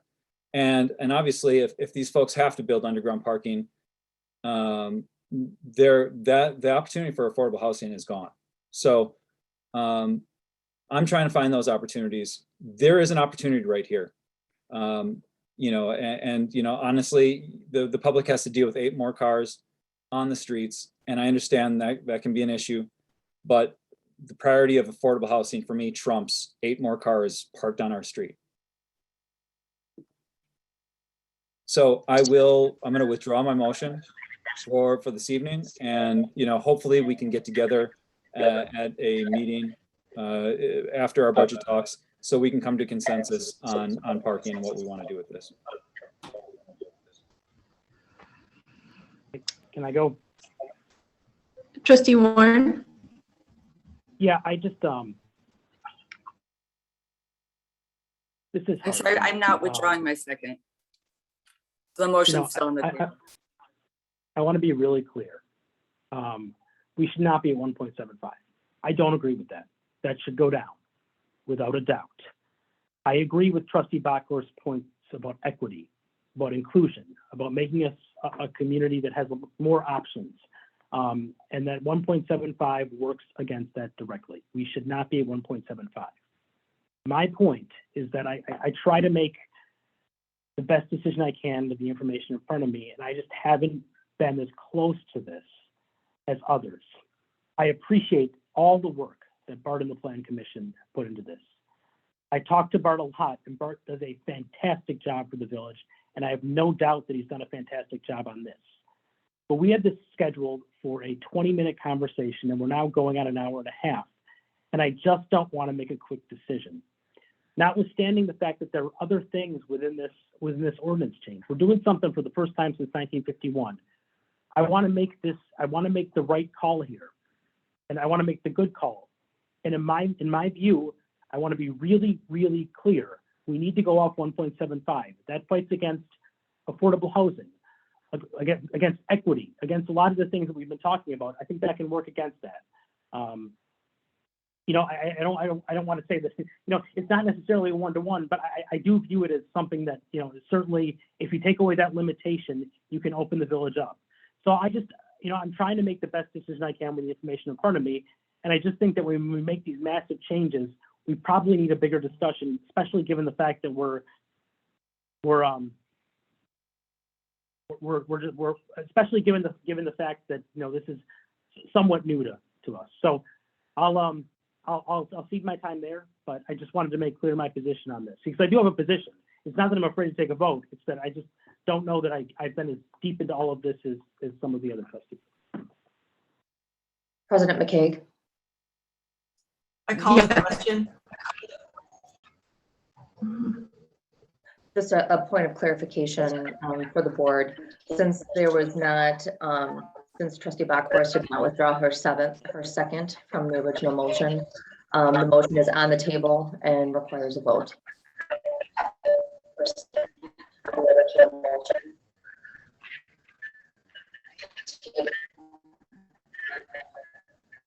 Mm-hmm. President McCaig, Trustee Orndorff. Trustee Bachor, would you consider withdrawing your second? I see other hands are up, and at this time, no, because I am not going to have. Trustee Orndorff. And at this time, no, I'm not going to have. Okay, Trustee Ondorfer. Jim? Yeah, just a couple things. To echo Trustee Warren, I am in favor of moving off of 175. Another thing I would want to note that during the budget discussion earlier this evening, we learned that on-street parking applications are going up more than we're seeing a greater subscription to those than was expected.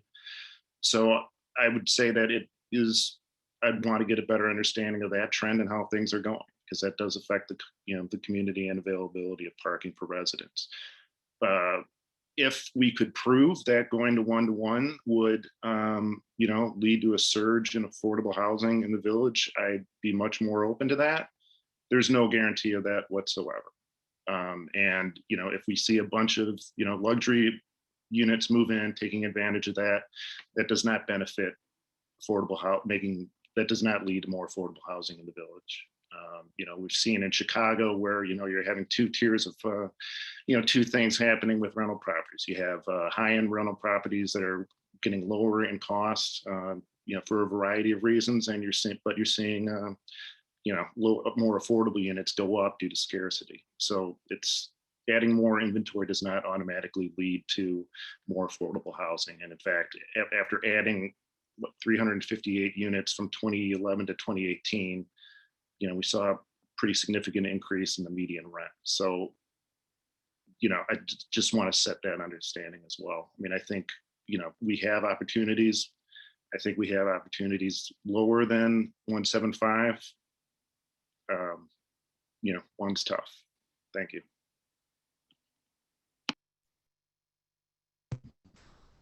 I call the question. Okay, so is there a second? Okay, motion fails for lack of second. So we still have a motion on the floor.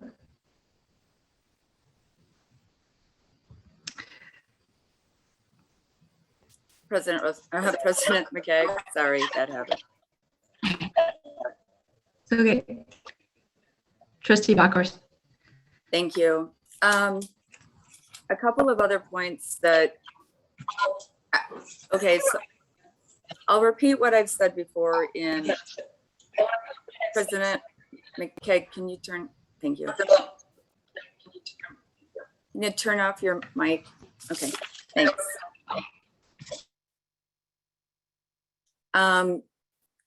Is that I'm not sure we're completely talking about parking here, all of us. I mean, we've talked about affordable housing, we've talked about development, we've heard from we've heard from business owner, we've heard from a man who owns multiple apartment dwellings on Stowell. We've heard a lot of fears. I understand if we could prove that this would result in affordable housing, but there are no guarantees. But again, we're definitely not going to get, without tax incremental financing, it's going to be really tricky to maintain this. But again, we're not asking people to give up their cars, you guys.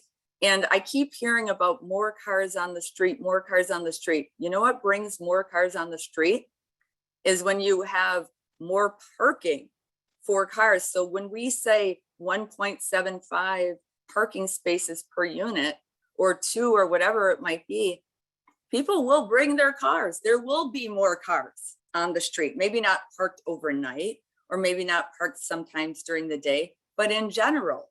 So it's not, and I know I've been involved in this and I do this, during my day job. I'm really steeped in this a lot more than a lot of people. I'm not saying I know more, but it just, to me, seems, I get it. I can understand why some of, my fellow trustees here are struggling with, making this decision tonight or with, the amount of information. But there's some more parking means more cars, and that has been proven. That is in the studies, in the information that Mr. Griepenthal brought with us tonight. I also heard, and I am grateful that the number of on-street overnight parking passes have increased. Okay, That brings tax revenue into our village, which is very needed. But those are not daytime parking places. In fact, we've talked about this at the village board meeting several times now. You have to purchase, and anyone who lives in a single family or duplex can purchase for $10 per year the ability to park on the street during the day. No one in any of the apartment buildings currently can. So daytime parking, street parking is different from on-night, overnight parking. And I'm very pleased that we made that change because it is an equity thing. Again, think about it. If any of you lived in an apartment building and had to move your car at 7 a.m. Because you could not park on the street at night. We have increased units in the last 10 years in this village. We have increased density, which provides a variety of things. It provides a lot more money to our village. Okay, remember we talked about the budgets and everything before. It's also increases our census data and other things. The talk about density being negative, I don't buy into that.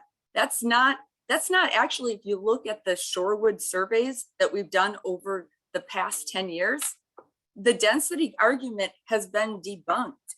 We are, as President McKeag has said, we are politically called a village, but in all reality, our land use is in line with cities. We've said it, we are the most densely populated municipality in the state of Wisconsin of 600 and plus municipalities.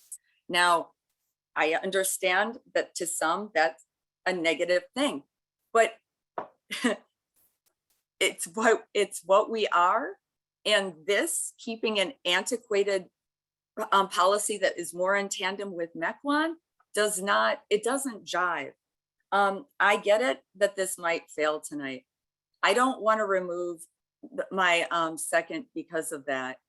I would rather have this board pass or fail this motion and then either bring it up later or not.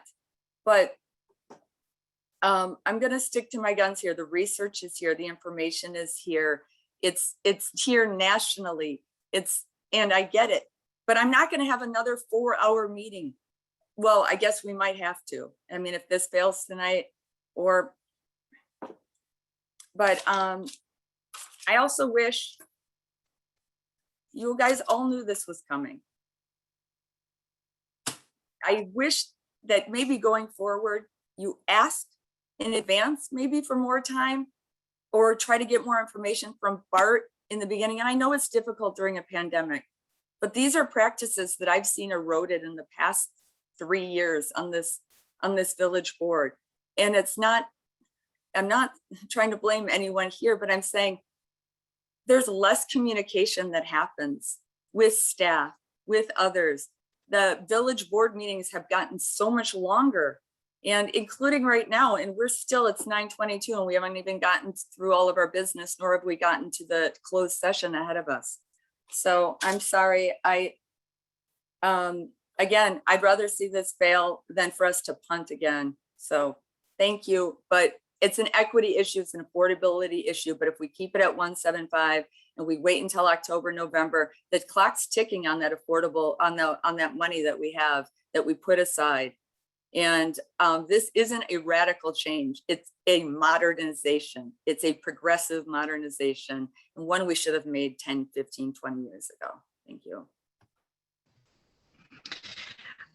I'd like to just jump in too. I mean, I think the point of that we're not just talking about parking here. I mean, let's be honest, there are two potential redevelopments of parcels that have changed hands. And if this parking code changes, then they can move ahead without having to come to the planning commission. President McKeag, will you turn your camera off? And let's be honest, there are residents who don't want that to happen. We need to really think about Yes, yes.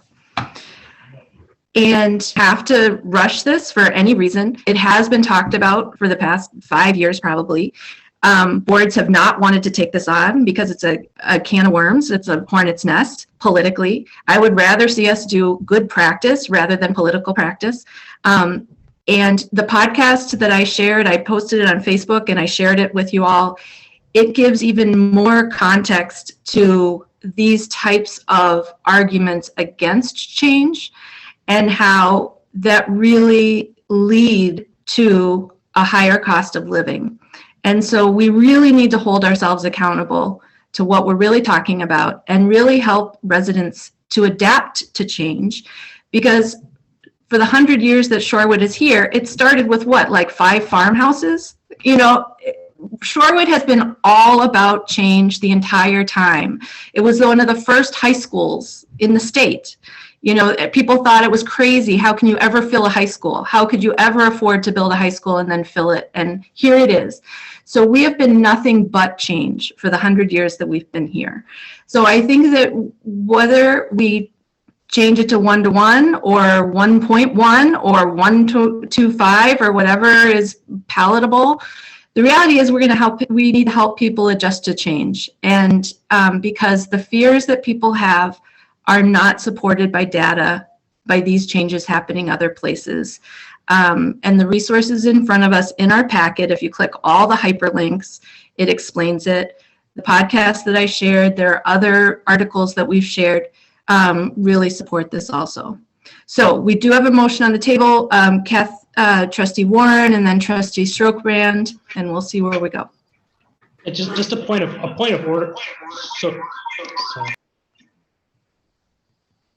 Sorry about that. Point of order, and this might be for Nate. So if we take this vote on this motion and it fails, can we come back and discuss the exact same ordinance in 2 months? Because I'm kind of thinking that we can't.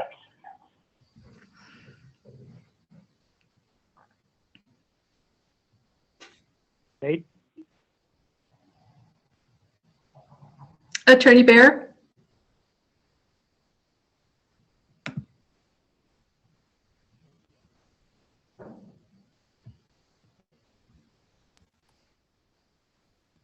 You can.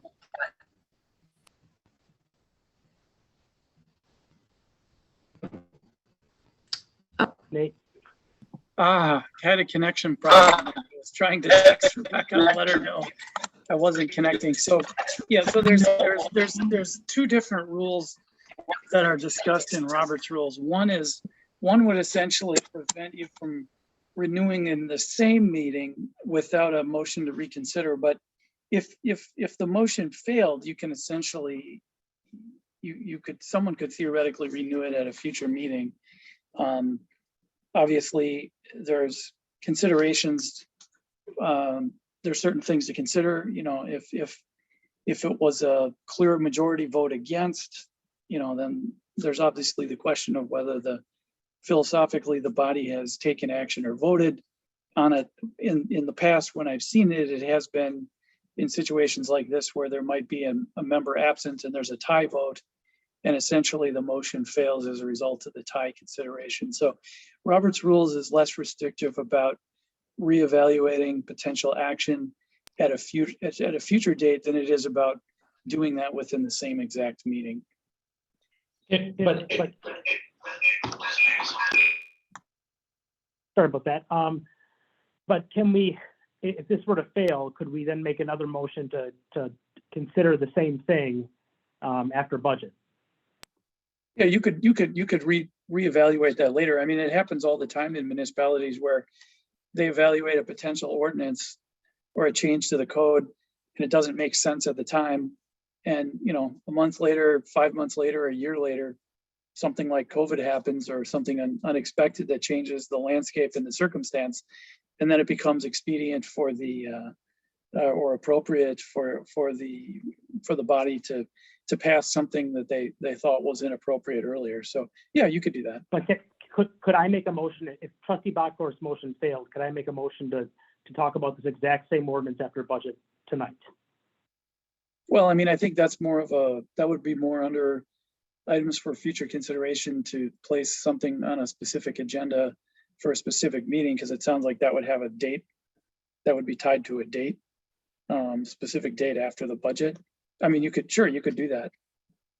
If if there's support, enough votes to do that, you could ask that it be put on a specific agenda at a future meeting. Okay.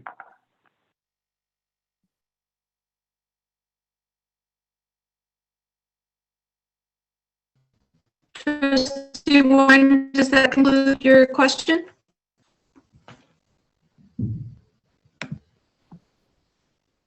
Trustee Stokebrand?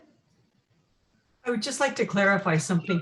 The Community Development Authority is focused solely on affordable housing and how to use that TIF money. And I think there was a comment earlier tonight that there was somehow this was time sensitive.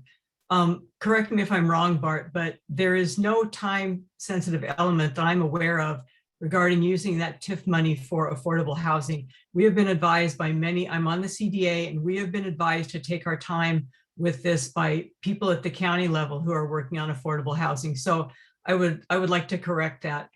And so once again, I just, it's time to move on here. I called the question, I didn't get a support, so I don't know what everybody wants to do.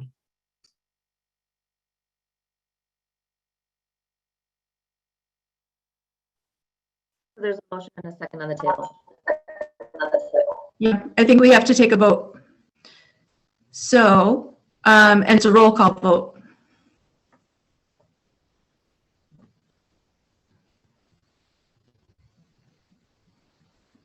You're on mute, Rebecca. Thank you. Sorry. Okay, hearing no more discussion. President McKay, Aye. Trustee Warren,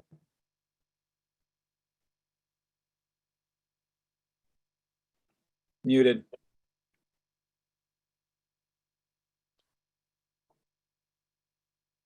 Abstain.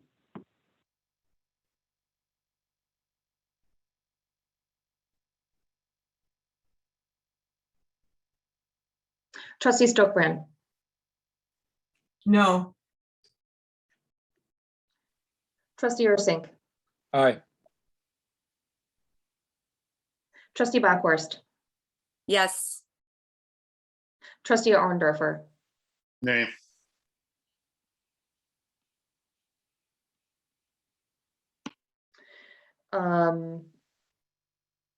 There are 3 yeses, 1 abstain, and 2 noes. So motion carries.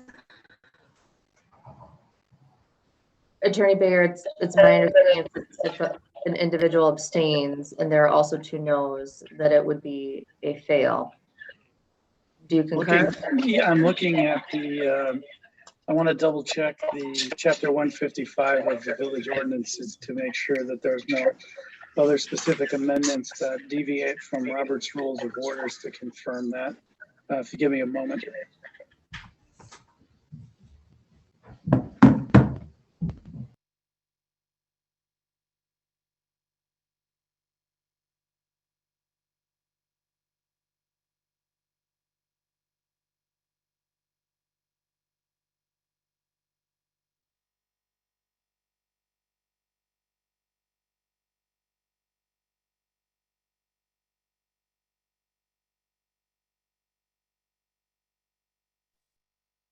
And it looks like your kitty wants to be in the picture.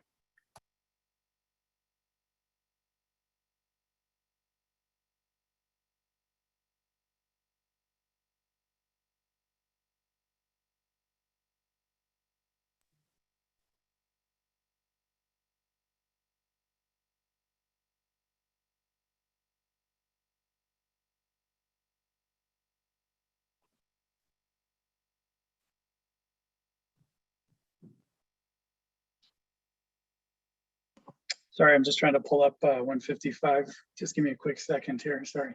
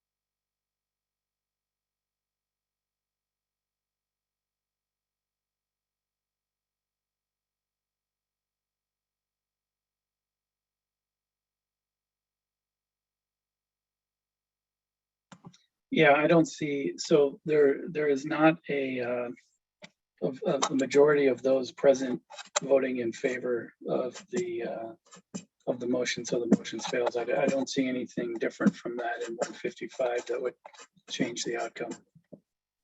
Okay, thank you. The motion fails. Okay. Thank you. We can move on to 9B, consider proposal for Lake Drive green infrastructure feasibility review. Director Bushlick. Good evening. As you know, it has been the village practice for many years to incorporate a green infrastructure feasibility review into any of our capital improvement projects. In that vein, staff has asked Kapoor Associates, who is the design engineer under contract with the Wisconsin Department of Transportation for the Lake Drive reconstruction, to provide us with a proposal to conduct that feasibility review. You have that proposal in your packet, and that item is agended this evening for your consideration.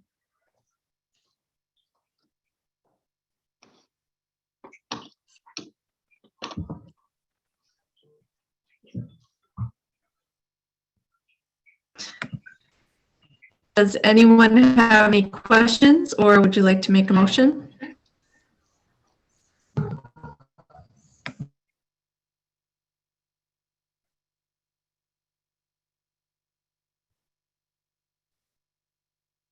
Trustee Stokbrand? I move acceptance of the Kapoor Inc. Proposal for professional engineering services for Lake Drive, parentheses, Edgewood Avenue to Kensington Boulevard, end parentheses, green infrastructure feasibility study in the amount of $5,942.00. Second. Any discussion? Trustee Erceg? I remember this conversation, asking WISDOT the question about green infrastructure with this particular project, and they said that they didn't really foresee any potential options. They're not going to pay for any green infrastructure options. That'll be on the village to cover any of those costs for green infrastructure. I am 100% all for green infrastructure, but maybe off the top of your head, Leanne, what are some potential thoughts you may have for green infrastructure in that area? Sure. I think given the design constraints that we have and the community's clear message related to maintaining the roadway in its current width and protection of the trees, I think that does significantly limit green infrastructure opportunities. Not my area of expertise, but based on my experience, I would say a couple possibilities would include pervious pavement in whatever areas are designated for on-street parking, and potentially what's referred to as inline treatment structures. Those would be structures that would actually treat water as it enters any of the street inlets. But the things that we typically look at as green infrastructure, bioswales or plantings, anything of that type, would not be compatible with the, like I said, the design constraints here.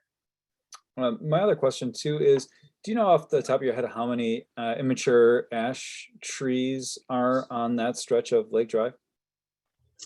Off the top of my head, I do not. That's certainly something I could provide at a later time. Maybe we could follow up and just Sure. if you could send me an email at whenever you find that number, that'd be great. I'd love to know that. I can certainly provide that to the full board. Yes. Thank you.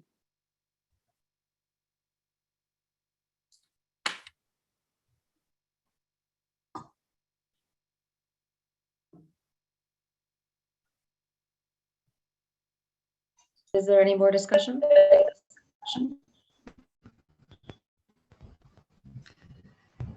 Seeing none, this will be a roll call vote. President McKay, Aye. Trustee Warren,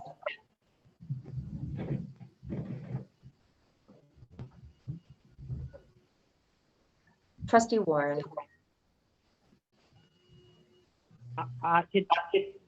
Sorry, I keep muting me. Aye. thank you. Trustee Stokebrand, Aye. Trustee Ursink, Aye. Trustee Backhorst, Yes. Trustee Orndorfer. Aye. Motion carries 6-0.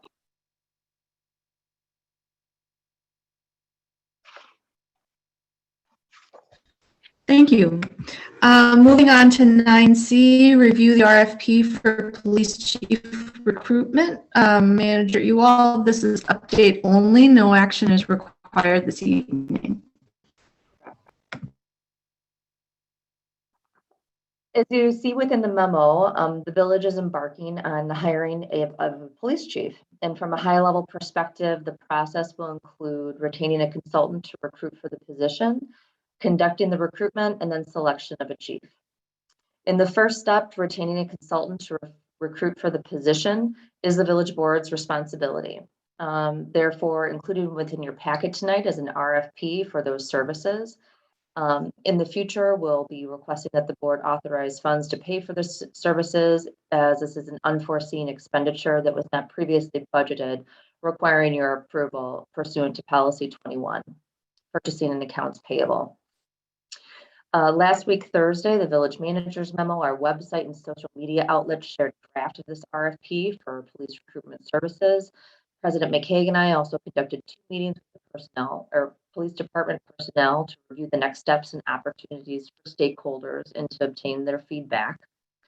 A new email address has been created for all written public comments and feedback on this topic. It's my request to the board that if you do receive comments from the public, that it is forwarded to this particular email, and that the public also understands that the email should come to this email address, so that a report can be compiled of these comments following noon on September 13th, so that those comments can be provided to the board and a report for their review on September 20th.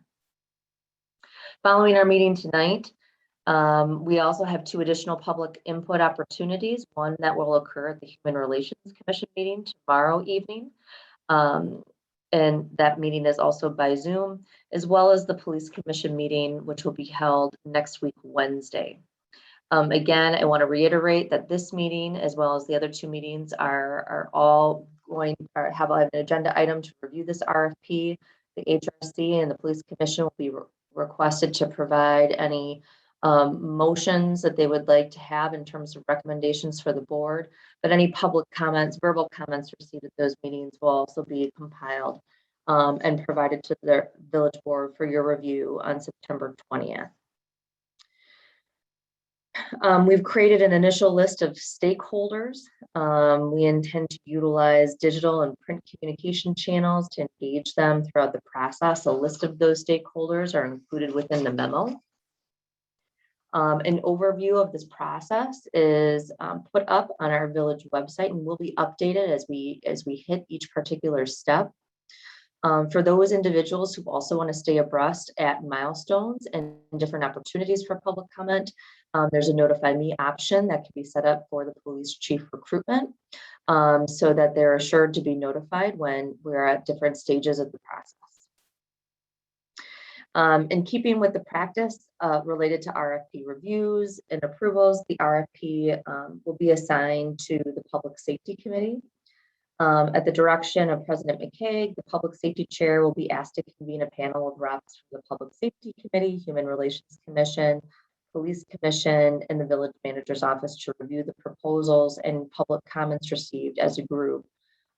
Once proposals are received from firms recruiting, I'll note that there is a modification in the memo. It incorrectly lists that would occur on September 20th. That is to imply a future date of when the proposals would be received. Then after that time, that subgroup will provide a recommendation to the village board on the vendor to be selected, and the village board will be requested to take action. At this time, I'm happy to discuss any questions from the board. We also have on the line Assistant Village Manager Burkhart, who can also entertain specific questions relative to the RFP within the proposal or within the packet. Thank you, Rebecca. And I would like to say that we really do want to keep comments related to the RFP this evening. Rebecca shared, the overall process that's coming together and the points of communication and connection around it. So if trustees or members of the public have questions about the RFP or suggestions for it this evening, we can take those, or they can be submitted in writing, which is actually probably the most efficient way to move forward. But anything that does not relate to the RFP at this time, I would appreciate if you would hold. Trustee Warren. Thank you. Just wanted to thank you, Rebecca, and village staff for putting together a transparent process that really emphasizes public input. I think this will be a really good process for us. I think there are several ways to keep close to the process and keep apprised of what's going on. So I wanted to thank you for all your hard work on this, and I think that it's a really good foundation for the process. And I'll make this really brief, the only request I would have is that the stakeholder groups that are going to be looking at the RFP, as the public safety chair, obviously I'm part of that, but I would love it if those groups would select the person who's going to be the representative of their group and looking at the RFP. I think that's a more equitable process than, say, me going in and picking people. I think that'll make sure that the group comes together, figures out who the representative is going to be, and gets connected that way. But thank you so much for this process. I think it'll be a good process, and I can't wait to get started. Thank you, Trustee Warren, and I'd be happy to reach out to those groups on your behalf to see who they would like to select to sit on that review panel. Any other questions from the board?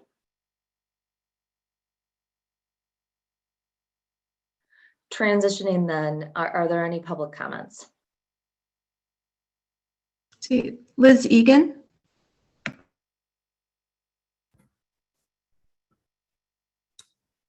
Hi, good evening. Thanks for taking my comments. I appreciate, as Trustee Warren had mentioned, I appreciate the foundation of the outline of the request for proposal. And I really appreciate that it emphasizes diversity, equity, and inclusion multiple times. Beyond that, a couple of questions, and I'm trying to make sure that they are relevant to the RFP and not going off of them, because I recognize this is a long night.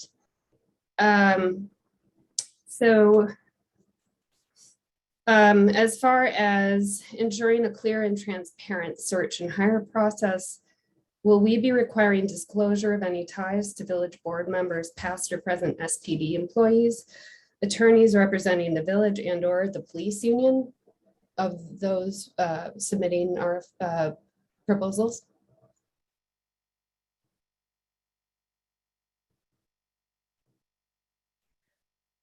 I did not see that specifically listed within the scope of the proposal. That is something that we could review for inclusion.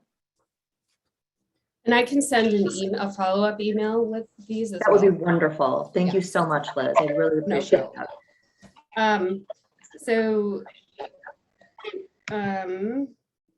I'm also wondering if, along with the DEI priorities mentioned, whether or not I'm confirming that the job description or the RFP will reflect the implementation of the recommendations put forward by the 2020 Police Organizational Study, aka the WISE study. Tyler, I'll attempt to answer, and if you want to jump in, if you have any additional. So the RFP does not reference the Weiss organizational study because it's not geared towards the recruitment necessarily of the chief. And Tyler, you can correct me if I'm wrong, but we don't reference that within the scope of the RFP. Yeah, but I think one thing that we could certainly do as I look through our selection process, one of the things is we do have pre-meetings with firms who would be interested. So in those pre-meetings, as we talk more about the organization and that's something that we can reference and provide as a resource for them so that they are certainly aware. I know there'd be other things during that pre-meeting that we would reference just as a resource and to give them a little bit more knowledge and background of the police department. So I think that would be a good spot that we can make sure that would be included. Great. Because considering the police chief is the leader of the police department, that in my mind makes a lot of sense to be mindful of it from the recruiter's standpoint. And then how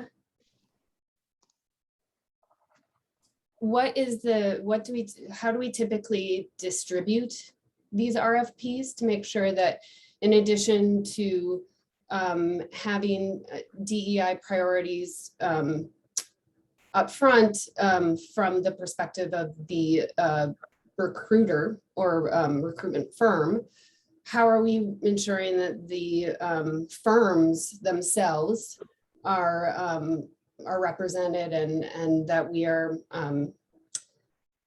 distributing this to a wide net of firms? Becky, I can take that. So one of the research that I've been doing in the last week or two is I've reached out to all of our state counterparts asking who has done similar recruitments for their police chiefs. And through their RFP process, that I'm getting a list of a variety of different firms that have submitted proposals for their recruitments. So I am compiling that list, and when the RFP is approved, I would send it out to that list. We'll also be sending it out through all of our communication channels in case anyone in the community is aware of other firms that maybe our state municipalities were not aware of. That would be another opportunity that we could certainly use some community help, especially for some of our active community groups and our Human Relations Commission asking for their help. I know tomorrow we have a public meeting with our Human Relations Commission. That's one of the questions that I'll be asking for their help on.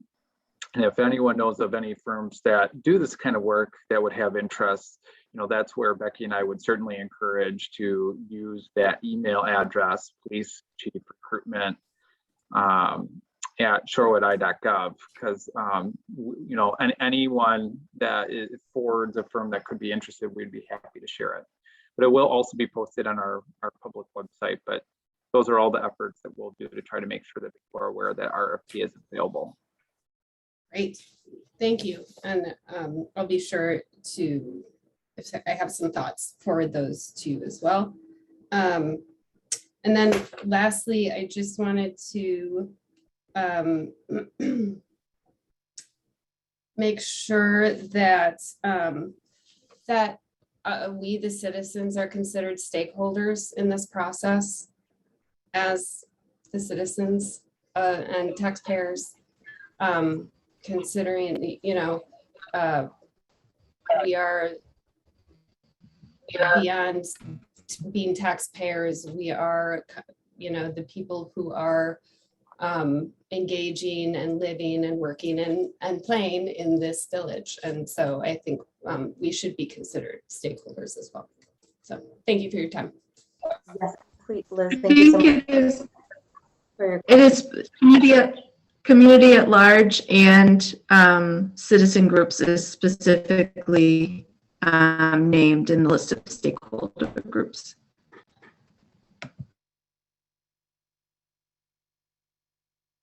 Trustee Warren, do you have your hand raised?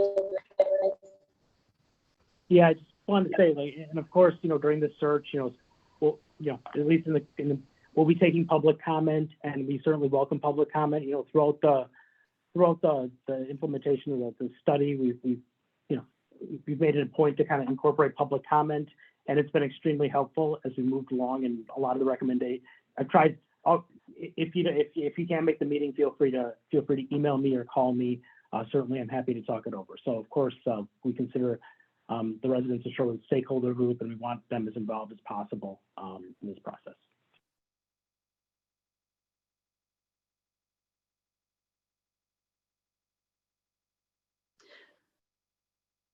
President McKay, I believe that this concludes this item for this evening. If there's no other comments from the board.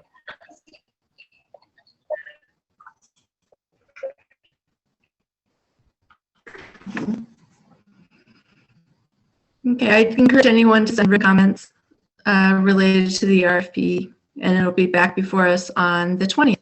Thank you. All right, moving to 9D, consider next assistant manager Burkhart.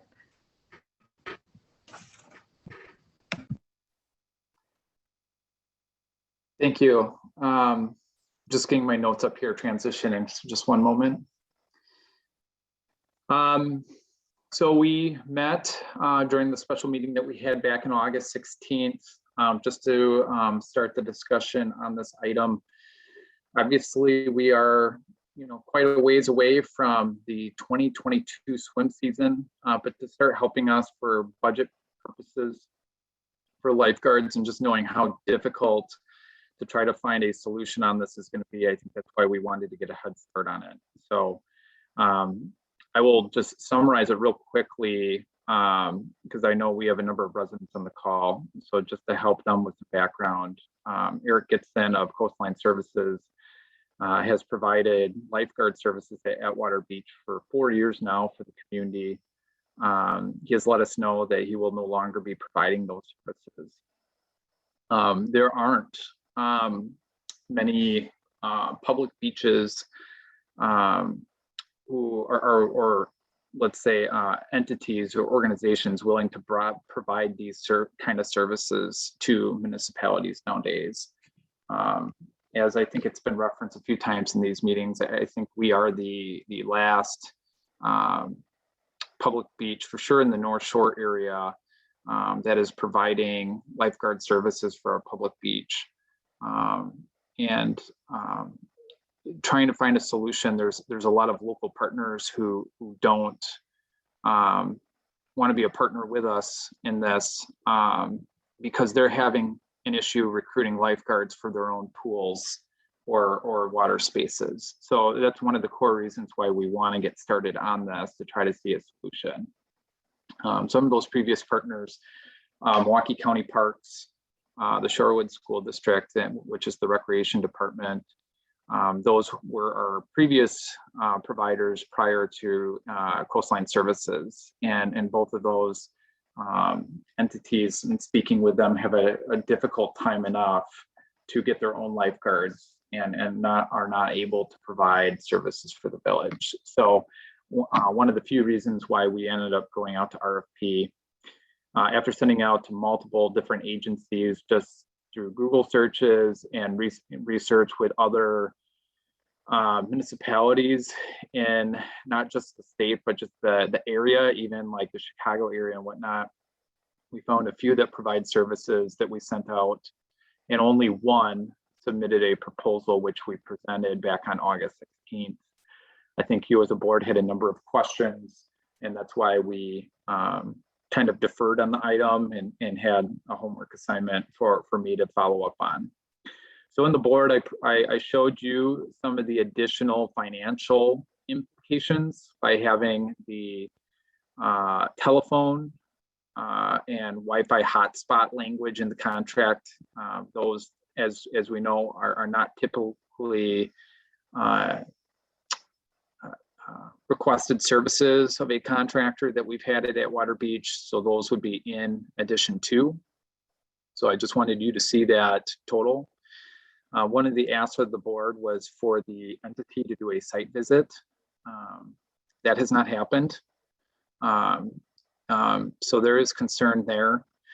I also felt like I needed to let the board know of some recent events that occurred, which the person that I've been working with was going to send me the final service agreement document and instead sent me a letter from another municipality who was asking to end services with them due to poor performance and due to lifeguards that did not have the proper certifications.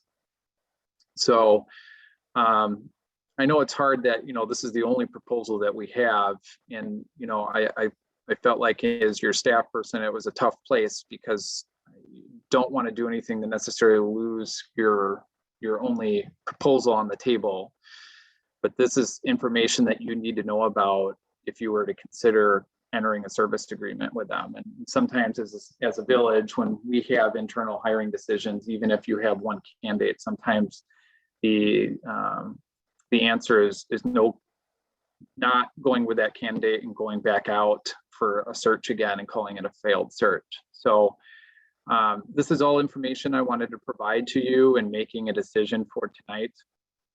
So the service provider did provide an amended agreement, which would allow the village to enter a 1-year agreement and then expand it 2 years, which would keep the cost the same for years 1 and 2, but would increase year 3. So it would match years 1 and 2. If you remember with the prior service agreement, that 3rd year was actually a reduction, kind of an incentive for the village to last for 3 years. So now it's just, it would be equal for all 3 years. And then, so basically giving us as a village a year to try it and then extend it 2 years if we were happy with the service. So that's the information I have for you tonight. So, the 2 courses of action is one, we could go back out for RFP. I try to be the most optimistic person I can possibly be. I can tell you the ability to find someone to submit a proposal going back out to RFP is very low. I will do my best and with all the creative juices in me, try to find another solution. I just want it to be known for the board that the likelihood is not positive. It's not high. So knowing that we would really have to be creative in trying to seek a solution and realize that a potential solution might not be lifeguards, knowing that there's no other entity out there that's willing to provide them. The other option is you accept the proposal and the service agreement that is presented for you tonight, and then we could work with the provider in doing that. So I'm happy to answer any questions, but that's where we are as of today. I'll take questions and comments from Trustee Ursing. So I guess it's more of a comment at this point. I think doing, in our last meeting, I just did basic research and there were red flags all over the internet about this company. I know we need lifeguards, but at what length? At what cost? This could be a potential. This could be such a negative situation for us, paying for lifeguards and working with a company that we're stuck in agreement with. I personally, I cannot support the company. I'd rather work with our community partners and find other options. I know all of our, the communities to the north, Whitefish Bay, they don't have lifeguards. I don't think we necessarily, want to go there, but I'm willing to go there, until we find somebody that's right for our community, as opposed to entering a contract and throwing money away at a potential partner that isn't right for us or our community. So I'm definitely would love to see, the opportunity to get more proposals in front of us. And I'm willing to wait it out as long as it takes to find the right partner. But this does not seem like the right partner for us. Trustee Stokebrand. Thank you. I would agree. I would just have to say too, though, that I think staff has worked relentlessly and tirelessly on this. And I am so grateful, Tyler. You have left no stone unturned. And it's unfortunate that we've come to this through, no fault of our own here. But I would concur with Trustee Ursink. I'm not comfortable supporting a contract with this company. And I think in spite of all of our best efforts, the reality is it's just super hard to find lifeguards. And I think the sooner we acknowledge it, my question is, you have spent so much time to have you go after it again, another RFP. I realize a lot of the work is done, but I know you were really aggressive about it and spent a lot of time. I just don't think it's fair to you to say, now go try again when you've tried so hard. I think it's time for us to pivot and think about what did they go with at Bradford, something beach safety awareness people or something. I think enough time and effort has been spent here, and it is what it is, and we've done the best we can. But I would agree with Trustee Ursink, we should not enter an agreement with this company. And I appreciate it. Really is very telling the way that you found out about this situation. Thank you. Thank you. I agree with Trustee Stokebrand also. I guess I'll just ask, is there anyone that wants to make a motion? Trustee Ursink?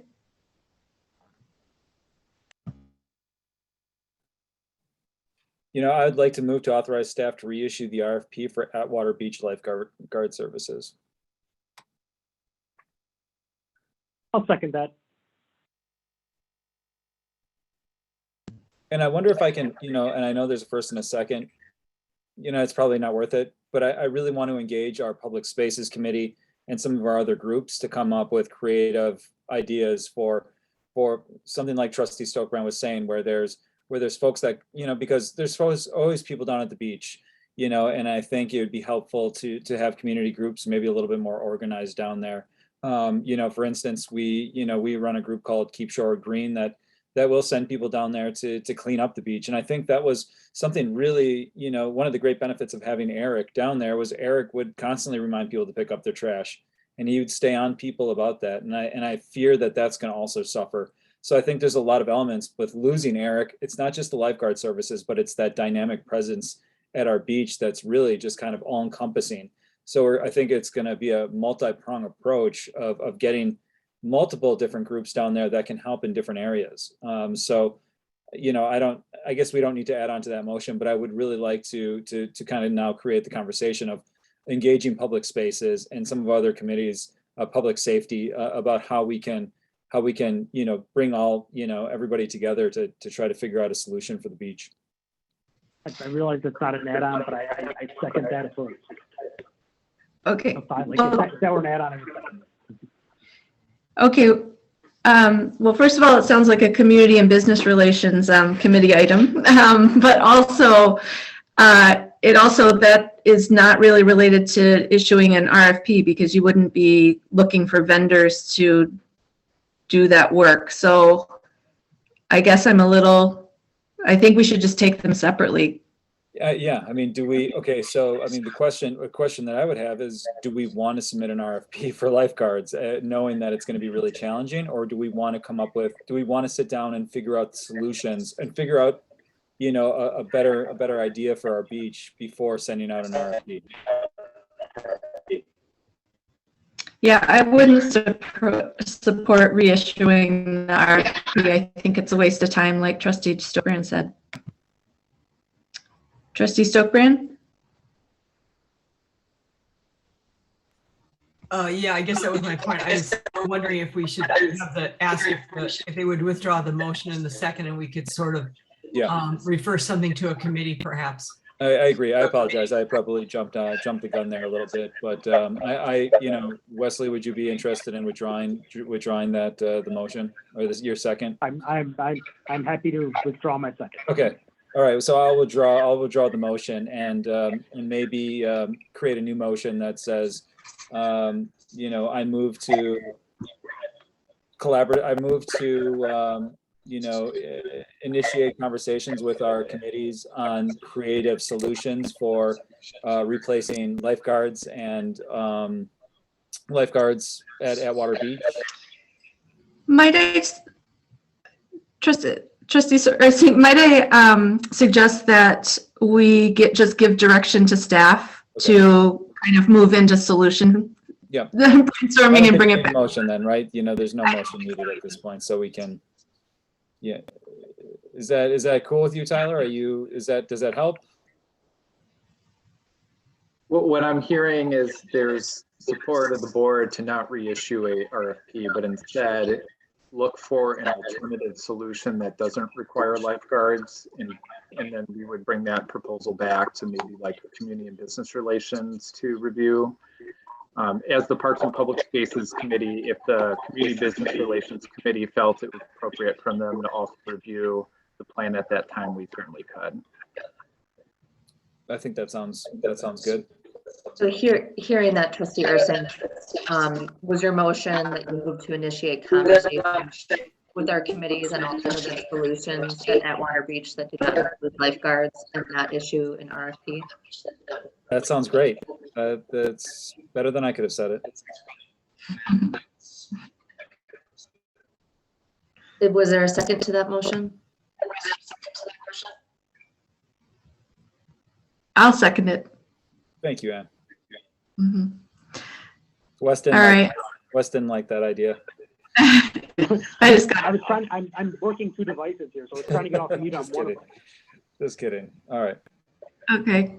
All those in favor, say aye or show of hands.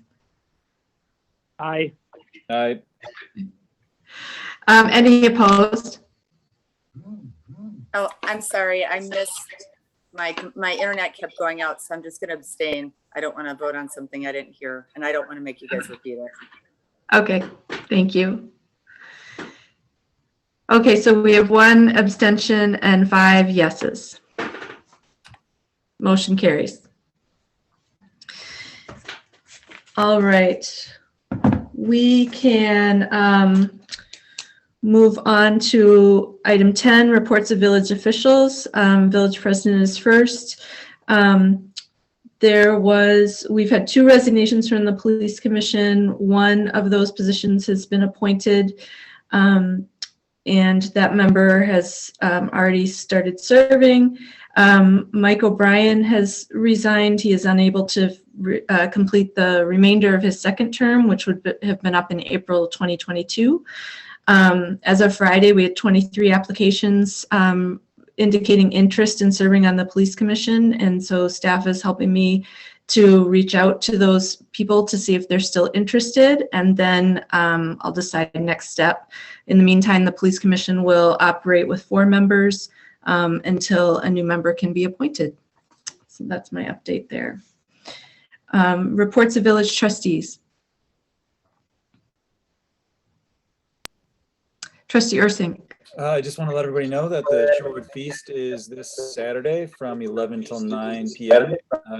It's going to be a great day on Oakland, so really excited about that. Hopefully everybody can make it out. It's supposed to be a good day, knock on wood. It's something, organizing these things, we're always looking at the weather, so I'm just constantly glued to my phone, but hope to see everybody out and out and about, and yeah, looking forward to it.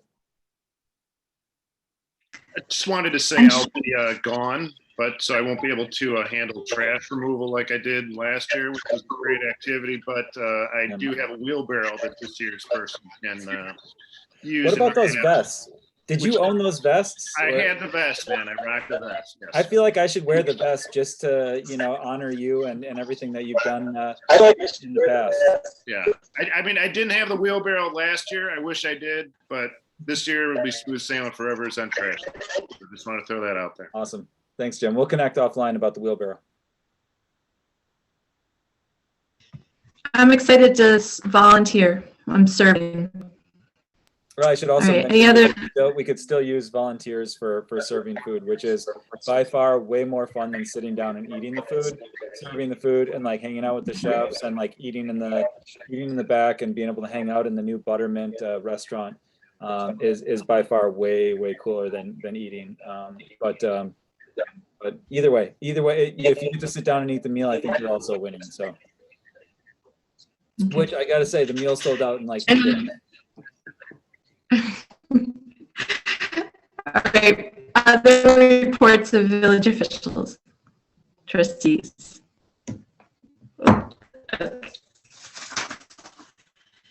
All right, village manager, we get to swear you in as interim village clerk. So, as you know, Clerk Sarah Brookman has offered her resignation, taking a new position, and we will miss her dearly. And in the interim, Rebecca will be serving as our village clerk. So, Rebecca, if you will, do you raise your right hand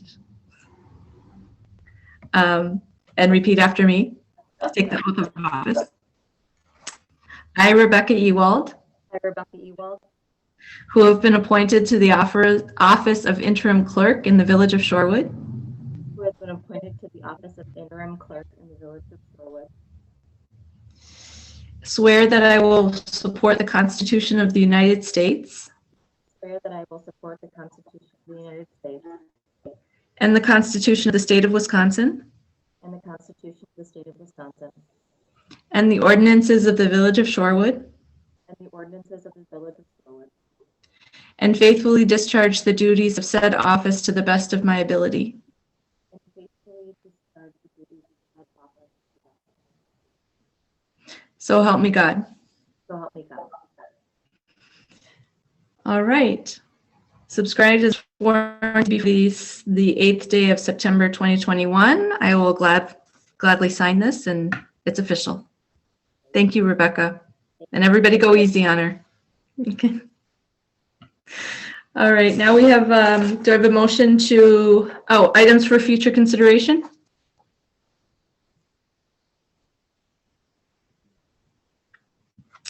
All right, seeing none. I have one, sorry. Trustee Warren. Sorry, Trustee Warren. Well, I think probably anyone could see this one coming. I move to place consideration of amendments to Ordinance 3028 on the Committee of the Whole agenda for the meeting immediately after the budget process and for consideration on the regular village board meeting right after that Committee of the Whole meeting. Second. Second. Nope, sorry. All those in favor? Aye. Aye. Aye. Any opposed? I'm supportive of, I'm sorry, what date is that? Do we have the date? I'm going to protest vote now because I think we should have voted in it tonight. Trustee Orndorfer, that meeting would likely be the second meeting in October. Pending we wrap budget in September. If we continue into October, that may move by another date.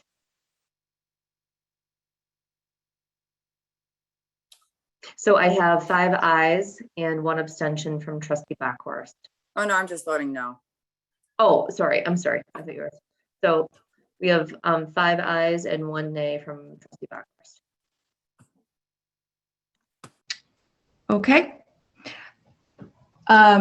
Item 12, closed session. Is there a motion to go into closed I just session? got one thing that I wanted to bring up, and it's a super easy one. I apologize, President McKay.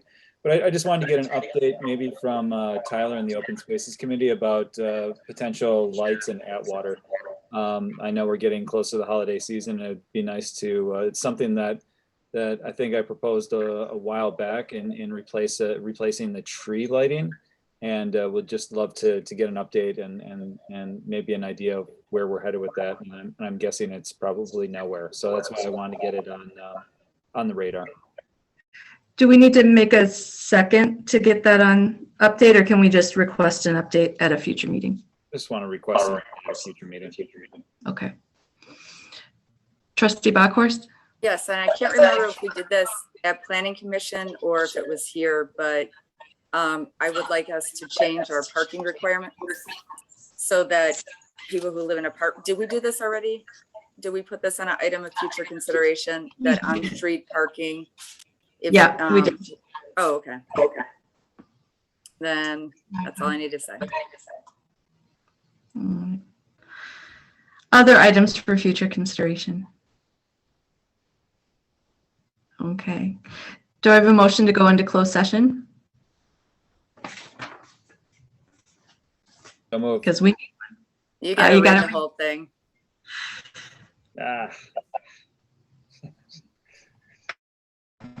I move to convene. Could someone send me the Zoom link? I don't think I have it. You know what, we're gonna try breakout rooms for this. Oh, So if after the motion, if you'll sit tight with me, Tyler's gonna stay on so that if I run into an issue, he can help me as I download it too. So I think we have to conclude the motion, and then we'll need a second. Right, so I roll call vote. I move to adjourn the public meeting, public village board meeting, and go into closed session. Second.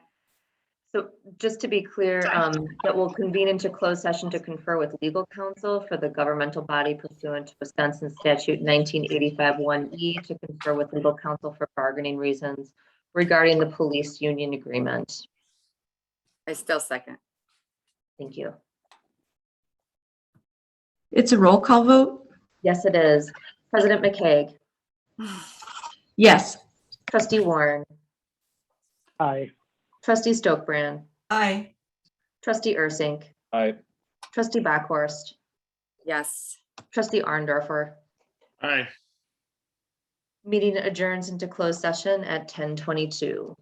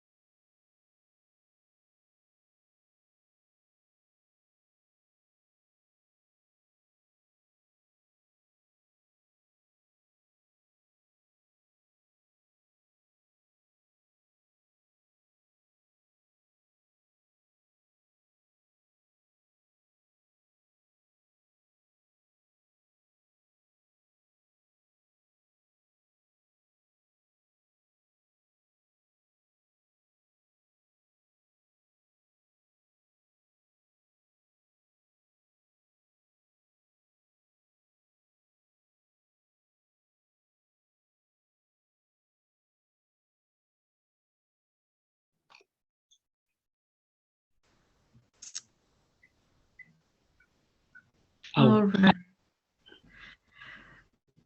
Thank you, everyone. We don't have any action to take out of closed session, so we can take a motion to adjourn, but I do want to just thank everybody for their patience with all the technical the connection issues tonight, and hopefully it'll be better the next time we meet.